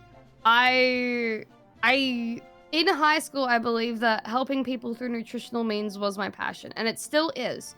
I want to make people's lives better and show them that there is something that they can do to make themselves feel better. And I'm very much in the mindset of mental health is linked to what we put in our bodies as well. I experienced that firsthand, so I know that there's probably something to that. But I have found purpose in what I do through streaming. I have managed to find a reason to live through just this in itself. And I know that sounds like pretty extreme, but I am very much in the belief that there are people that go through their entire life without finding their purpose. And if me being a schizophrenic fucking anime cat girl on the internet is my purpose, then that's what it is. Because just like the small things, like at the end of the day, Like having people go, Ame, I had a really shit day at work or a really shit work week, and knowing that you're streaming when I get home and I can just sit down and watch you makes me happy. Like just hearing stuff like that, I don't think people realize how much that means to me. Like it's probably a little bit personal. I think they do, and I think that's why they say it. Yeah, and like Abysmal had a very serious situation happen with his family not too long ago. One of my regular viewers, and he expressed to me that my streams was like his escape and able to like deal with that like mental like fatigue of like shit that was going on for him. And I share with my family like stuff that goes on and everything with streams because they're very interested. They're very supportive of what I do. My dad tells people all the time that I'm a streamer. I'm like, shut the fuck up. He's like, yeah, my daughter's an anime cat girl on the internet. She's so cool. And I'm like, no, shut up. It's like he's saying it from a place of caring because normally it's, oh, you should, you know, promote the channel, promote the stream, and that, well, you fell into the one particular niche of content creation where name to face is not necessarily what you want. Yeah, and my mom even like whenever I have to like go for like appointments or anything and they ask what's your like profession, my mom's like, oh, my daughter's a streamer. I'm like, shut up. Don't let them know. It's like they're gonna look at me weird. They're gonna think I do what like... is your one-liner when people ask what do you do? Do you just go content creator? Do you say I work in entertainment? Do you have a one-liner that is your go-to? I tell people I manage content creators. I literally say I'm just someone that like manages content creators, so it's I like organize their schedules. It's still the truth. It's not a lie. It's technically correct. It's like I manage people and I'm their middleman for like talking with sponsors. I do emails. I do timetables. I organize collaborations with them and like whatnot, and I'm like, it's not a lie, it's just an version of the truth. It's just, yes, I help content creators. That content creator is me, but I do help content creators, you bet. Oh, I almost let it slip this year for one of my subjects. It was a social media topic for my nutrition because they're trying to like it's a new topic because they were trying to like teach people that you can do like things online with like nutrition and whatnot now. And they're like, oh yeah, sponsorships and everything. I'm like, oh yeah, I work with a company and I'm sponsored by them, like with like a nutritional supplement. And I just casually kind of slipped out because I was tired. No, and everyone in my class looked at me and they're like, Ame? And my teacher at the time, she was like a guest speaker, and she's like, oh my god, can you tell us about it? I'm like, oh fuck, shit. How do I tell them I drink kitty milk? Oh. It was like, oh no, I can't tell them it's gamers. I can't tell them. Just, that they're going to look at you funny if you mention like just the fun branding that GamerSupps had, that GamerSupps has, is not going to go over well in a classroom setting. No. Oh, but like everyone was like, how many you have to tell us? I'm like, I can't say the name, dude. I'll out myself. Yeah, it's just oh. No, yeah, it was, yeah, that's my one-liner for stuff, but no, yeah, like, again, I know there's, like, this whole thing with, like, viewers are parasocial with their streamer, and they think they're friends, and they're like, you guys think you're, like, besties, I think it's very much a symbiotic relationship with me and my viewers. Like, I do consider them family, and again, as I said, I share like a lot of like what you guys, like my viewers, talk about with my family and everything. And again, I mentioned that thing with Abysmal, and I cried the other day explaining it. And you don't really realize how much it means until you actually start to talk about it with someone. Because like I was just bringing it up in a casual conversation, and I started crying, and I'm like, oh my god, I'm so sorry. I don't mean to cry. Like, what the fuck? And Mama was like, no, it's okay. And I just started crying because I'm like, what the fuck? I didn't realize that, like, stuff like that. Family is very important to me. So, like, when people, like, bring up stuff, like, in general, like, how their lives are going, it's like, shit, you guys... I try and remember as much as possible, like, about like my viewers, and I know like one day maybe I'll have like a bajillion people watching, and it'll be hard to remember everything. But I'll take notes. I fucking do that anyway. Be like, oh, a person X name. I remember you went on vacation recently. What the fuck did you do? Like, what you came back? Like, how was like spending time with family in like fucking Wisconsin or whatever? Like, I do my best to remember. I like the social aspect of VTubing and streaming a lot. I don't like how some people just, oh yeah, I rock up and then I treat viewers or like the chat as like one entity and not as like individuals. It's yeah, I listen to what you say and I remember what you guys, I can read them what they're saying right now because I've got your stream open if they're still here. I know a lot about their life because they've shared so much with me and I just want the fucking best for them and I want things to turn out like a lot of you guys, you share like, oh, shit's not going too well for me right now. And it might not seem like I care because my brain's like, gotta focus on game or gotta focus on what I'm doing or get sidetracked by something else. But it's like, I do remember. And I know like dwelling on things isn't like something you want to do like when streaming, like you want to keep moving with like the content and everything, but I do remember. Yeah, I have you all written down in alphabetical order, it's true. Yep, she has a file on each and every one of you. Not like I have the addresses of a couple of you guys. I keep an address book. Merch sales. Yay! No, yeah, it's like, people joke about it being parasocial for the viewership end, but it's very much the same way for me. Like, I would not be able, like, again, mental health, diet is very important, but I find my purpose, like, being streaming, and I find getting out of bed and taking care of myself as an individual, like, knowing that if I take care of myself, I'll be good for, like, and feel good for my viewers at the end of the day, and be able to, like, have that positivity and that energy, like, it goes hand in hand. It's just, it's what keeps me going, you know? If you're feeling better, then you're going to be better on stream, which means that the stream's going to be better, which means that the viewers are going to have a better time, which means that the stream is probably going to perform better, and it goes cyclically. Yeah, it's just, again, a lot of people, I think maybe I'm more on the sentimental side of it, and maybe I shouldn't look at it that way, but I do. I sometimes I don't feel like it, but I'm a very grateful person. I am very thankful. I've been through a lot of shit in my life, and I consider the streaming thing, even though it's been rough, like, throughout it, and, like, I've gone through, like, my trial and error and my trials, if you will, or whatever, with whatnot, and like life. I believe streaming is the biggest highlight of everything out of like how it's ended up. And I couldn't have like managed to get a community that is amazing as they are. Like, I give people shit, but I love the fact that they're okay with that a lot of the time, and that we can just banter.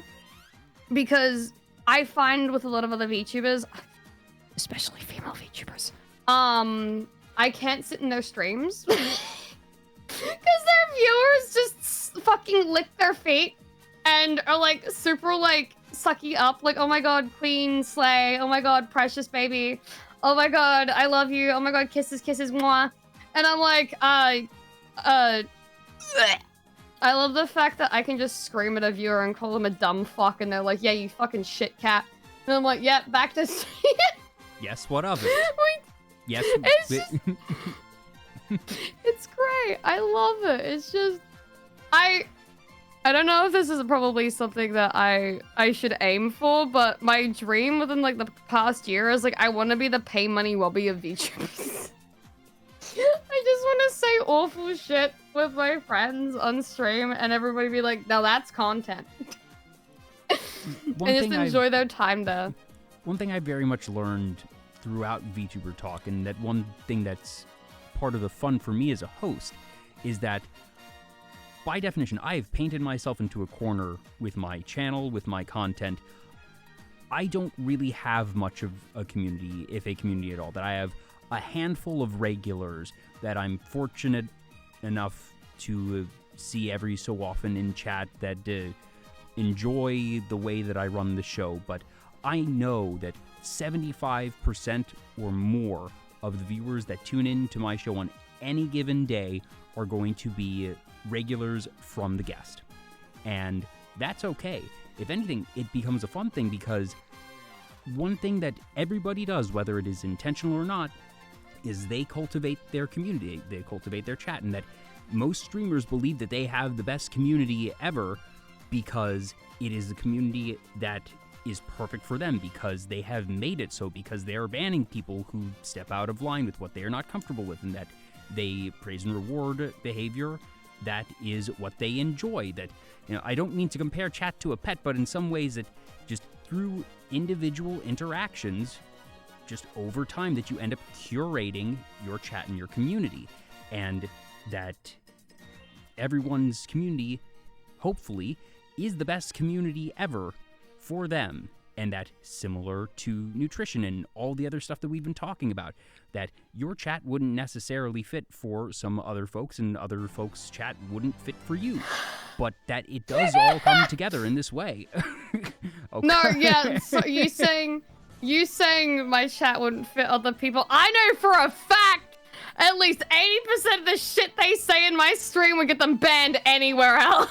And that's how it goes. But the thing is that they understand that they can do that on your channel, and that hopefully they realize they shouldn't do that in others, that that's just part of it. And that for me, it's always fun because the chat sort of comes part and parcel with the guest, that it's sort of a package deal. So I get to have a different chat every show, and that the chat is always able to vibe perfectly with the guest because they've already pre-selected each other. I didn't need to bother with anything. So it's this weird type of situation where, like, gosh, I almost don't know if I want to end up having too much of my own community, because then it would almost dilute the pure experience that I'm getting right now of your chat just being the wonderful little gremlins that they are, because that's how your chat is, and that's what's fun for you. And goodness knows, I'm not going to invite someone on the show unless I'm familiar with their content, and that includes being familiar with their chat.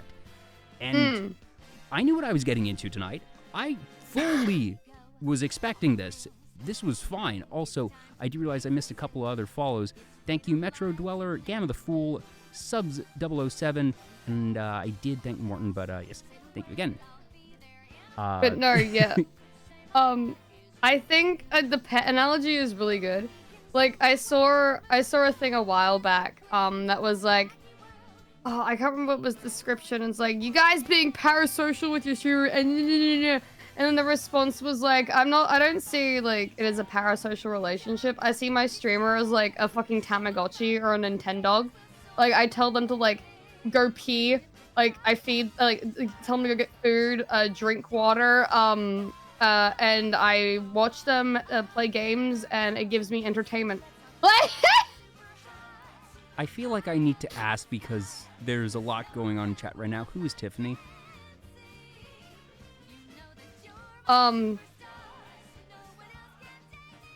We have a viewer, a follower, a friend, if you will, in my stream. His name's Yiddy. You probably saw him last night. He got turned into a Discord kitten, by one of my other viewers called Crevard, and, Crevard bought him, a fleshlight, and because he was getting called out for shit. And he got 2 in the mail by accident, and he named it Tiffany. And the first Tiffany died in a tragic car accident where it was left inside his car and melted to the floor of his car because it was so hot. Yeah. Because I saw someone in chat say, where was it? Somebody mentioned, it's a Yiddy melted Tiffany, enough said, and I was just like, melted someone of just, usually think, oh, they flirted with someone and it melted them. No, it was actually physically melt.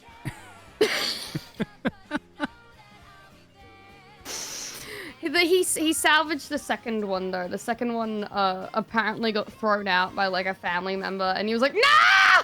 and he managed to get it out from the trash. He's like, I can't waste it. Cremode fucking bought it. But no, yeah.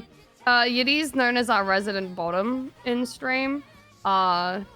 He's also known as the individual who has kissed more inanimate objects than Numi. So, like, that's saying a lot. But yeah. He's an interesting fella. He's been through a lot of shit, but he's a wonderful person. And we bully the fuck out of him. I like to... My streams, I promote myself. I don't encourage actual bullying, like bad bullying. I encourage bullying people to be better. It is bullying with 2 O's, not a U. Yes. My bully until like you're a happy person and you smiley and you doing good, that kind of thing. And we bully the shit out of Yiddy because we love him. And we wouldn't bully each other in chat if we didn't get along. Like, I feel like it's a very Australian thing too. We just talk shit to each other a lot. And if we don't talk shit to you, it's either we don't feel like we know you enough to, or we're not comfortable around you, or we don't like you. Yeah, no, the only people that you only tell your best friends fuck you as a greeting. Yeah. Just, or you only call your best friend a smarmy cunt because they have no idea what you mean. No one knows what you mean, but you know you're insulting them, and they're like, you know what, that's cool. They're comfy with me. That comes with familiarity, and that comes with, that it's almost, the full horseshoe roundabout of, okay, you love each other so much that you can be that type of just what would normally be considered rude and mean, but it's so loving. Yeah, like, I had this situation with some friends I made recently in the past year, and they were guys from America, and they were like, Ame, do you like us? And I'm like, what do you mean? And they're like, you're really rude. And I'm like, what do you mean rude? They're like, the way you say shit, it's like you swear at us a lot and call us fucking stupid. Or like, dumb cunt and stuff like that. Did we do something wrong? Like, are you okay? Also, no, they're terms of endearment. It's like, no, I'm actually comfortable with you. And I'm like, the litmus test to know if I'm okay with you is if I talk shit and call you names. And they're like, really? And I'm like, yeah, if I didn't do that, I wouldn't like you. And they were like, oh my god, are you serious? Like, I'm kind of surprised that they haven't encountered that before, that I consider that quite normal. Yeah. They were like, we're not used to a girl talking like this. And I'm like, I'm sorry. It's an Aussie thing. I'm certainly not Aussie. I see it plenty. Maybe it's just the folks that I hang around. I don't know. Maybe. I don't... Oh my god. I've told this on stream before, but I applied to Hololive for shits and giggles a while back. And I got into the interview rounds where they talk to you and everything. And I didn't make it past that. They told me that basically there's no specific reason. We can't tell you why you didn't make it, but essentially you didn't get in. Yeah, and I was like, okay, they can never tell anybody. That's a very standard thing, that just a combination of legalities and consistencies to not. Yes, and I remember coming to stream and being like, oh my god, it's actually a great thing I didn't get in, because I know for a fact I'd say something to one of the girls, like, just me being casual and calling like a dipshit or like some fucking like rude thing, or being slightly like fucking misogynist or some shit like that towards one of the girls as a joke, and then having the entire community rip me to fucking shreds and be like, how could you let someone like this become a part of Hololive? Like, she's such a bad standard. She's setting a bad standard for like VTubers. Like, oh my god, she called my Oshi this horrible thing. Oh my god, because there's people that don't understand jokes, and I have a very dry sense of humor. So I would get clapped so fucking hard, and then I'd be sitting here with like management, and they'd be like, Ame, you can't say stuff like this anymore. And I'm like, would you like me to leave? Well, do I need to go? Do I need to graduate? Would this be the preferred option? There's some pretty loose cannons in Hololive, and I say that with the utmost positivity, that obviously you are doing incredibly well already, but it's the type of thing that if the fancy ever struck you to want to apply again, that I wouldn't let the fear of that stop you. That I feel like, you see plenty of clips of those folks You see some yelling pretty at each unhinged other, shit, yeah. and that probably wouldn't necessarily say it first week, but I feel No. like it's something that you would probably somehow not actually be the most loose cannon among them. I don't even know who I would consider No, the most I loose cannon feel among like them, I but there's just wouldn't- plenty that if that is still an aspiration of yours, I would say continue to go for it and not let that stop you. Nah, I don't think I'm going to apply again, honestly. I think corporate is not my line of work. And that's totally I think fair. That if corporate doesn't seem your speed, your interest, that makes sense. I just want to encourage and say, of all things, don't let worrying about, about being yourself in that way, or that being just a bit loud and just, for lack of a better term, as the folks have been saying, being Aussie. I wouldn't let that stop you. But if corporate is not to your interest, then obviously that's that. Also, if I can be very rude, I really need to go to the bathroom. Oh, please, go right ahead. I will vamp for time. Please stand momentarily. by. Yes, hopefully you all out there are enjoying so far. That I'm certainly having a lot of fun. I didn't know if we would end up talking about nutrition for 10 minutes, 30 minutes. I didn't expect to get a full 2 hours out of it, but I enjoyed it. That's part of the fun for me as a host, that each guest has different interests, has different things that makes them light up. And that's what I look for as a host, that I make a point to actually talk with my guests earlier in the week before the show and say, all right, what really interests you? What gets you to light up? Because goodness knows, asking that type of stuff on the air, it's just going to be a bit awkward. But that I go in with some basic knowledge of, okay, here's a good place to start, and I don't necessarily know how it ends up progressing, but here we are, and that we actually have a whole bunch of other things that we haven't even talked about tonight that we spoke about earlier in the week to potentially go to. So we'll see how this rolls along. That I do these once a week, and I have had shows go for 2 hours. I think my all-time high is about 8 hours and 45 minutes. I don't anticipate that we will go quite that long tonight, but Vtuber Talk is designed to be very flexible. So I'm glad that you're all having fun tonight, and I appreciate you being here, supporting AmeDoll, supporting me, and just having a good time. And it's been 133 episodes, almost 3 years now. The third anniversary of Vtuber Talk is going to be in January, and that's really weird to say. Obviously, Ame's been around much longer than me, mentioning earlier about 5 years, which is just incredible to think about. But that I've been fortunate enough to be around for a minute and have some really incredible people on. That the vast majority of my shows are available on my YouTube channel. I think the last 3 or so I still have in the queue, but everything else is up there. That if you scroll down to the channel panels, not only will you see links for Ame, if for some absurd reason you aren't following her already, let me make sure that she gets a shout out. So, there we go. But that you will also find a list of all past guests, and that Ren and Savvy, as have both been mentioned tonight, have been on the show. That Savvy was on with, I think it was 2 iterations of her model previously that she was on. It's probably been 1.5 years now at the very least. It's been a while. Ren was on much earlier in this year, somewhere around March, if memory serves, and that it's just a lot of fun for me to be able to talk with fun and interesting people. That I do these about once a week, but there's no real regularity to my broadcast because I try my best to schedule around the guests. So I just say, all right, I have 1 or 2 nights a week that just don't work for me, but past that, I do my best to make it work. And if I can make this time zone work of literally other end of the planet, I can handle most. Hello, welcome back. Hey, yo, I'm back. I had to go de-snot my cat as well. Sorry. Yeah, all good.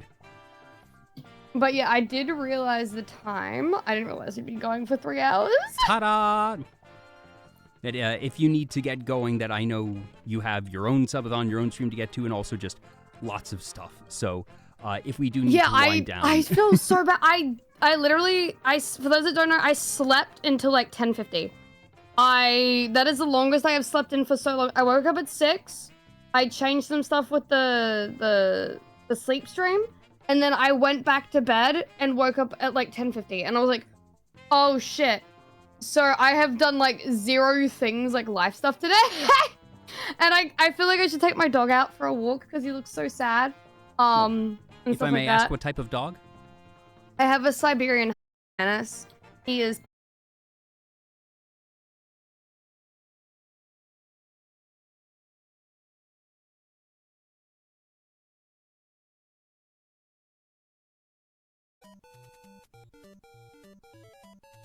Yellow, green. Okay, are we just back now?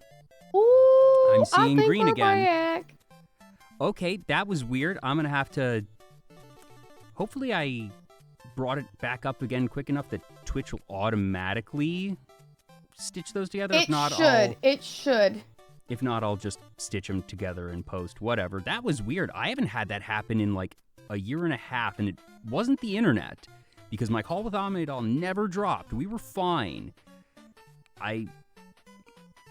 Weird. Whatever, we're back now, but we were actually close to ending anyways. That you were mentioning your husky and obviously taking care of them and yourself, so I have just 2 quick last questions that I asked all my guests, and the first is, do you have any goals for the remainder of the year? And that we're obviously getting very, very close to the end of and you know what? Maybe it's time that I shift it. Do you have any goals for 2024?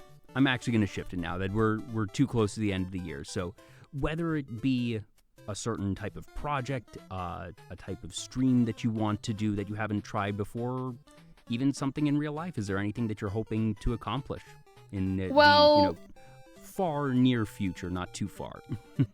I would say, what is it? Shoot for the moon, and even if you don't land, yeah, even if you don't get there, you'll land among the stars.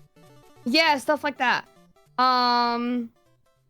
My goal, honestly, it sounds a bit out there. I wouldn't mind getting into V-Shoujo. I can be their token cat girl. As I suddenly rack my mind, Australian. They don't have a cat girl. They don't. No, their cat girl left. I can be their villain. You could also be the cat grill. That you gotta go with that. Yeah. That brand uniqueness. Where did you get It's that so model? true, Actually, though.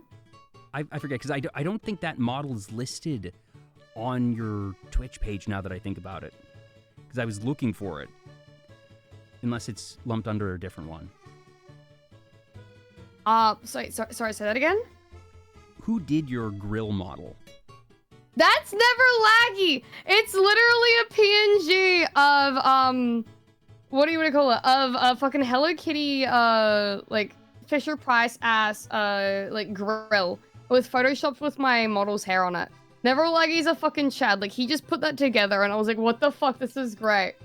It's so good that just, it feels like something that could become a trend, that, you know, you would see the, like, certain chibi models or the Padaru models, which are about to have their annual resurgence, and just that type, I don't know, middle of summer or something, I feel like I could see people just picking those up. It was really good. I'm glad you like it so much, though. That makes me happy. I guess another goal, though.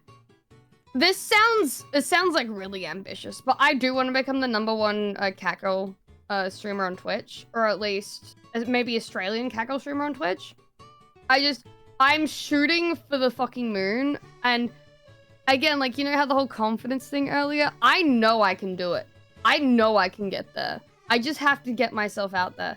And knowing that, like, university's over now, I'm fucking free. That was, as you were saying that goal, I was saying, well, you've done this well while also being a student for 5 years.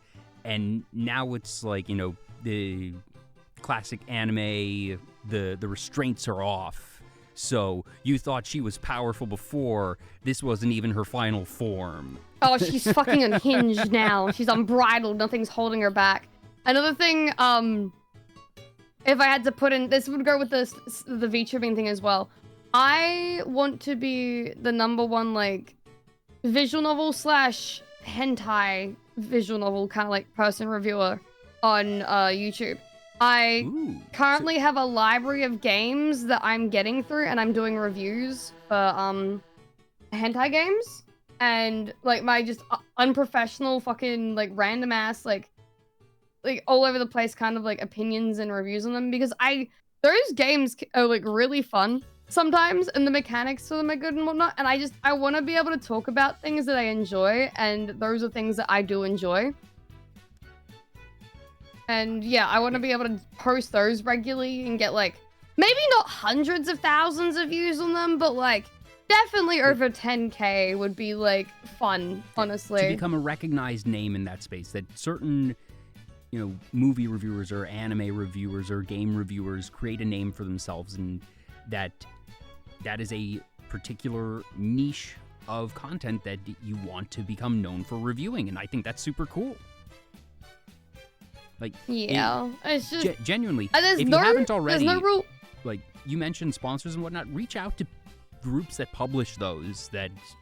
Those are the groups that usually can't get sponsorships with folks because their brand would conflict with other brands. But if that's something you want, that I would guess that they'd probably be pretty eager to talk to someone like you.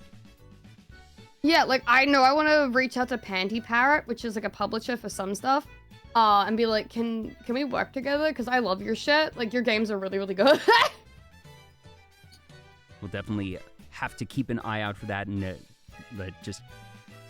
I love it when people are ambitious. That I am an ambitious person myself, goodness knows, and that I'm very excited to hear your own ambitions, and like we were saying, just the fact that you now are able to do this full time, that you have accomplished your previous goal of graduating with your diploma, and now you can just go all in on this, and goodness knows if you've gotten this far with everything else on your plate, a year from now, who knows? I'm expecting great things, honestly. I feel like now that I'm just able to do things, I'll be able to just go, I can just dedicate myself to my passion, and I can dedicate myself to taking care of myself properly and not worrying about the excess stress of education, as I said. I'm finally free, and now I can do what I love. And she's free, and now it's all of our problem. Exactly! Dude, if literally, again, goals being like the most popular, like, cat girl streamer, like, at least on Twitch. Like, I know I have a lot of competition if I'm, like, saying the most popular in general, because I gotta deal with the big wigs like Okayu, fucking love her. But, you know what I mean. Like, yeah. Maybe, like, English-speaking VTuber, there you go. Or something like that. And I know I got Nyanas as well as comp, but, like, that just drives me to do better. That just drives me to push myself to, like, even, like, higher heights. Because I have a goal maybe to achieve, or like that kind of thing, you know? Yeah. It's like health. It's not competition, but it's healthy competition in a way. Yeah, you're not saying you want to take all the other cat girls down. You're just saying that you want to rise to the top, and that you want to, you know, be able to be up there with the biggest names in VTubing. Exactly. Like, that's another thing that I really hate about the VTubing, like, sphere. Or VTubing, sorry, sphere. Whereas, like, some people, like, oh, woe is me, and they want to bring people down. It's like, no!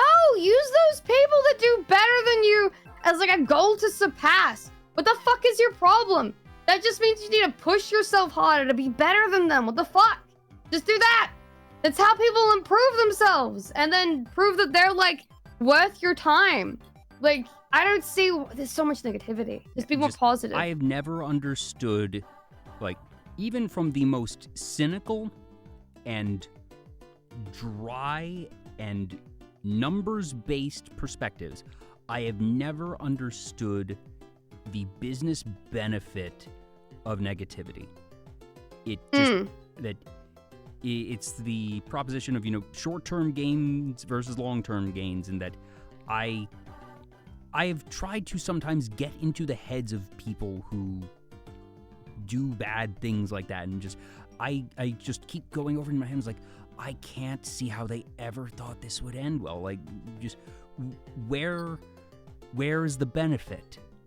What that if you're trying to succeed, I just can't figure out the value, and it baffles me that it's so much easier to just be nice, be a good person, and it just seems to be better for, everything. Everything. It's just better to be a good person and be positive. I know! And again, you have to think of it from a viewer perspective. Like, no fucking cunt's gonna want to listen to you complain about you not being successful just because all you do is sit there and play League. Or in, like, the corner of your screen. I'm not bashing on League players, this is an example. I know people that all they do is play League and then complain about not getting viewers. Play League or, like, Apex or something, sitting in the corner for, like, 8 hours on end, and that's all you do, and you barely interact with your audience or do anything, like, creative or, like, unique. Like, it's just, you have to put in the hard yak, if you will. You gotta, like, the blood, sweat, and tears. It's not easy. Yeah, and that... I was mentioning, actually, while you were away, that I've been at this for 3 years now, or going on 3 years, and you mentioned you've been at this for 5. And we were talking earlier that success isn't an overnight thing, but that from the time and effort that you've gotten to where you are now, and that I think the next year is going to be a very exciting time for you. Dude, 100%. I've had some things happen this year that have basically told me that 2024 is going to be very good for you. And I'm like... I'm hyped. Okay. I'm hyped. I'm very hyped myself, honestly. And then the last question that I ask all my guests is, what does being a VTuber mean to you? And that's not what is the definition of a VTuber, but different people get different things from VTubing. We've spoken about this a fair bit tonight already, but I've had folks say being a VTuber lets me get in touch with my inner child, or lets me be someone I can't be in real life. Others have had a more clinical approach and said, it is a tool in my tool belt as an entertainer, and I might not have a very emotional connection with my model, but I can't imagine being a content creator without it. I think it lets me do the most fun and insane things, and that anything between those or even beyond is totally legitimate. There's no wrong way to be a VTuber. So for you, AmeDoll, what does being a VTuber mean to you? Being a VTuber to me means that I can express myself in ways that I would not have been able to if I was just like a flesh streamer, if you will, or like a cam streamer, like on Twitch. Like, you as a VTuber, your character is an extension of yourself. And I pour my heart and soul into, like, who my character is. And, like, if some people separate their VTubers from themselves, but I consider it me, but she's also like her own being, if that makes sense. She's an extension of myself. She allows me to be what I want to be to everyone. And she, like, being the VTuber that I am, it allows me to provide a community that I otherwise would not have, with a sense of, like, comfort and, like, home, if that makes sense. And I guess another thing in general, being a VTuber means I don't have to fucking put on clothes when I stream. I can just sit here in my goddamn underwear and be like, yeah, guys, I'm streaming today. Smiley. Hi, I'm totally, well-adjusted and very adult, yes. Don't worry, you're not the first person to list that as a benefit. And I can say that it's a very legitimate thing that just, part of why I think more facecam streamers are going to be adopting VTubing, not necessarily as, like, full-time VTubers, but I think it's going to become more common for content creators in general to just have a model that they have access to. Just, if you're going to be a content creator, I think it will become common knowledge. All right, have your social media platforms, have some moderators, have a Discord, have your VTuber model for those days that you don't want to put on clothes, for those days that you want to ignore the laws of physics, for the days that you want to do some particular bit. That, yeah, and they're very, like, real things. Yeah, and as a VTuber, you can just be more creative with your design. Like, one day you're like, yeah, I'm a little cat girl meow, but now I'm goddess deity of death and destruction, and I have cool, edgy outfit, rah! That kind of thing. Like, you can just play around with all kinds of ideas. And the cool animation stuff is fun, too. You don't need to get it done, but sometimes it is fun. Just have, like, that neat little thing you can do every now and again. Mm-hmm. Or, yeah, as Morton said in chat, I can just be a Hello Kitty girl. Or a Hello Kitty girl. Yes, indeed. Yeah. I always ask that question at the end of the show because it helps sort of put a bow on things, and I don't always have the types of conversations that we had tonight about, being a VTuber in those different senses, but that while I never know exactly how someone is going to answer the question, the answers always make sense, because just from talking with someone for a couple of hours, that people have a level of consistency in what drives them and what interests them, and that for you it's very clear, once again, to have that consistency for all the various things we've discussed tonight, of just being able to support others, be there for others, to create fun and to have fun yourself. And that I'm so glad to see that you are having so much fun, and like I said, I'm so excited to see how much more fun you're going to have now that you don't need to worry about studying for exams all the time. It's such a relief, you have no idea. I'm like, I can just focus on what I enjoy now. And another good thing about it, I guess, is I'm finally going to be able to branch out with other people as well and collaborate and make more friends. Because, again, I was shackled by time zones and restrictions due to university. But now that I don't have that, I can spend more time getting to know the people that have reached out to me or talked to me in the past. I am friends with a lot of people, or at least mutuals with a lot of people, but I just haven't had the time of day for them because of all my responsibilities. And now that half of them are basically gone, I can just fill that time in with people I want to spend time with. Well, I'm super flattered that you made time for me, and I think I guess I get to say I'm your first collab since you graduated from university. Oh shit, yeah you are! Yeah! That's so cool. Yeah, they did, because when we were going back and forth scheduling things, that I messaged her, I don't know, a couple weeks, a month back, and that she mentioned, oh yeah, I'm just about to graduate university, I have exams, let's talk after, this date. And I was like, okay, yes, you should focus on that and not my little talk show. But I'm glad that we were able to get things put together pretty quickly, actually, after you graduated, and that thank you for letting me take some of your time and let me take you away from your subathon for a little bit. I'm looking forward to seeing all the madness that is going to continue with that, and that I think you're going to be there a little longer than you anticipated. They plan on keeping it above 70 hours for the rest of the subathon. I wouldn't put it past them. Oh, I appreciate that. But the actual last question is, who would you like us to raid? I'll let you look around. Oh goodness, there are people on tonight. There are people on tonight, and the entirety of Twitch did not crash, thank goodness. So while you look around for that, I'll do some last housekeeping. Katsumi Ko, thank you so much for the follow, and thank you to everybody else who followed as well. If you are not following AmeDoll for some absurd reason, please be sure to do so. If you want to follow me, it's just Vtuber Talk here on Twitch and Twitter. Like I mentioned, I do these shows about once a week, but can't really offer exact dates or consistency because I try to schedule around the guests. But this is what I do, and even if you never come back, I hope you had fun here. And if you make time to come back, even better. We have a raid target. We do. He's a bitch. Oh boy. Also, Elisar, thank you so much for the follow. Elisar Alcaran, do you know the proper pronunciation, Ame? Just say Elisar, it's okay. Noted. Well, we are going to be raiding Comfy Thighs. Yes, he's a bitch-ass femboy. I'm pretty sure we're all familiar here with him.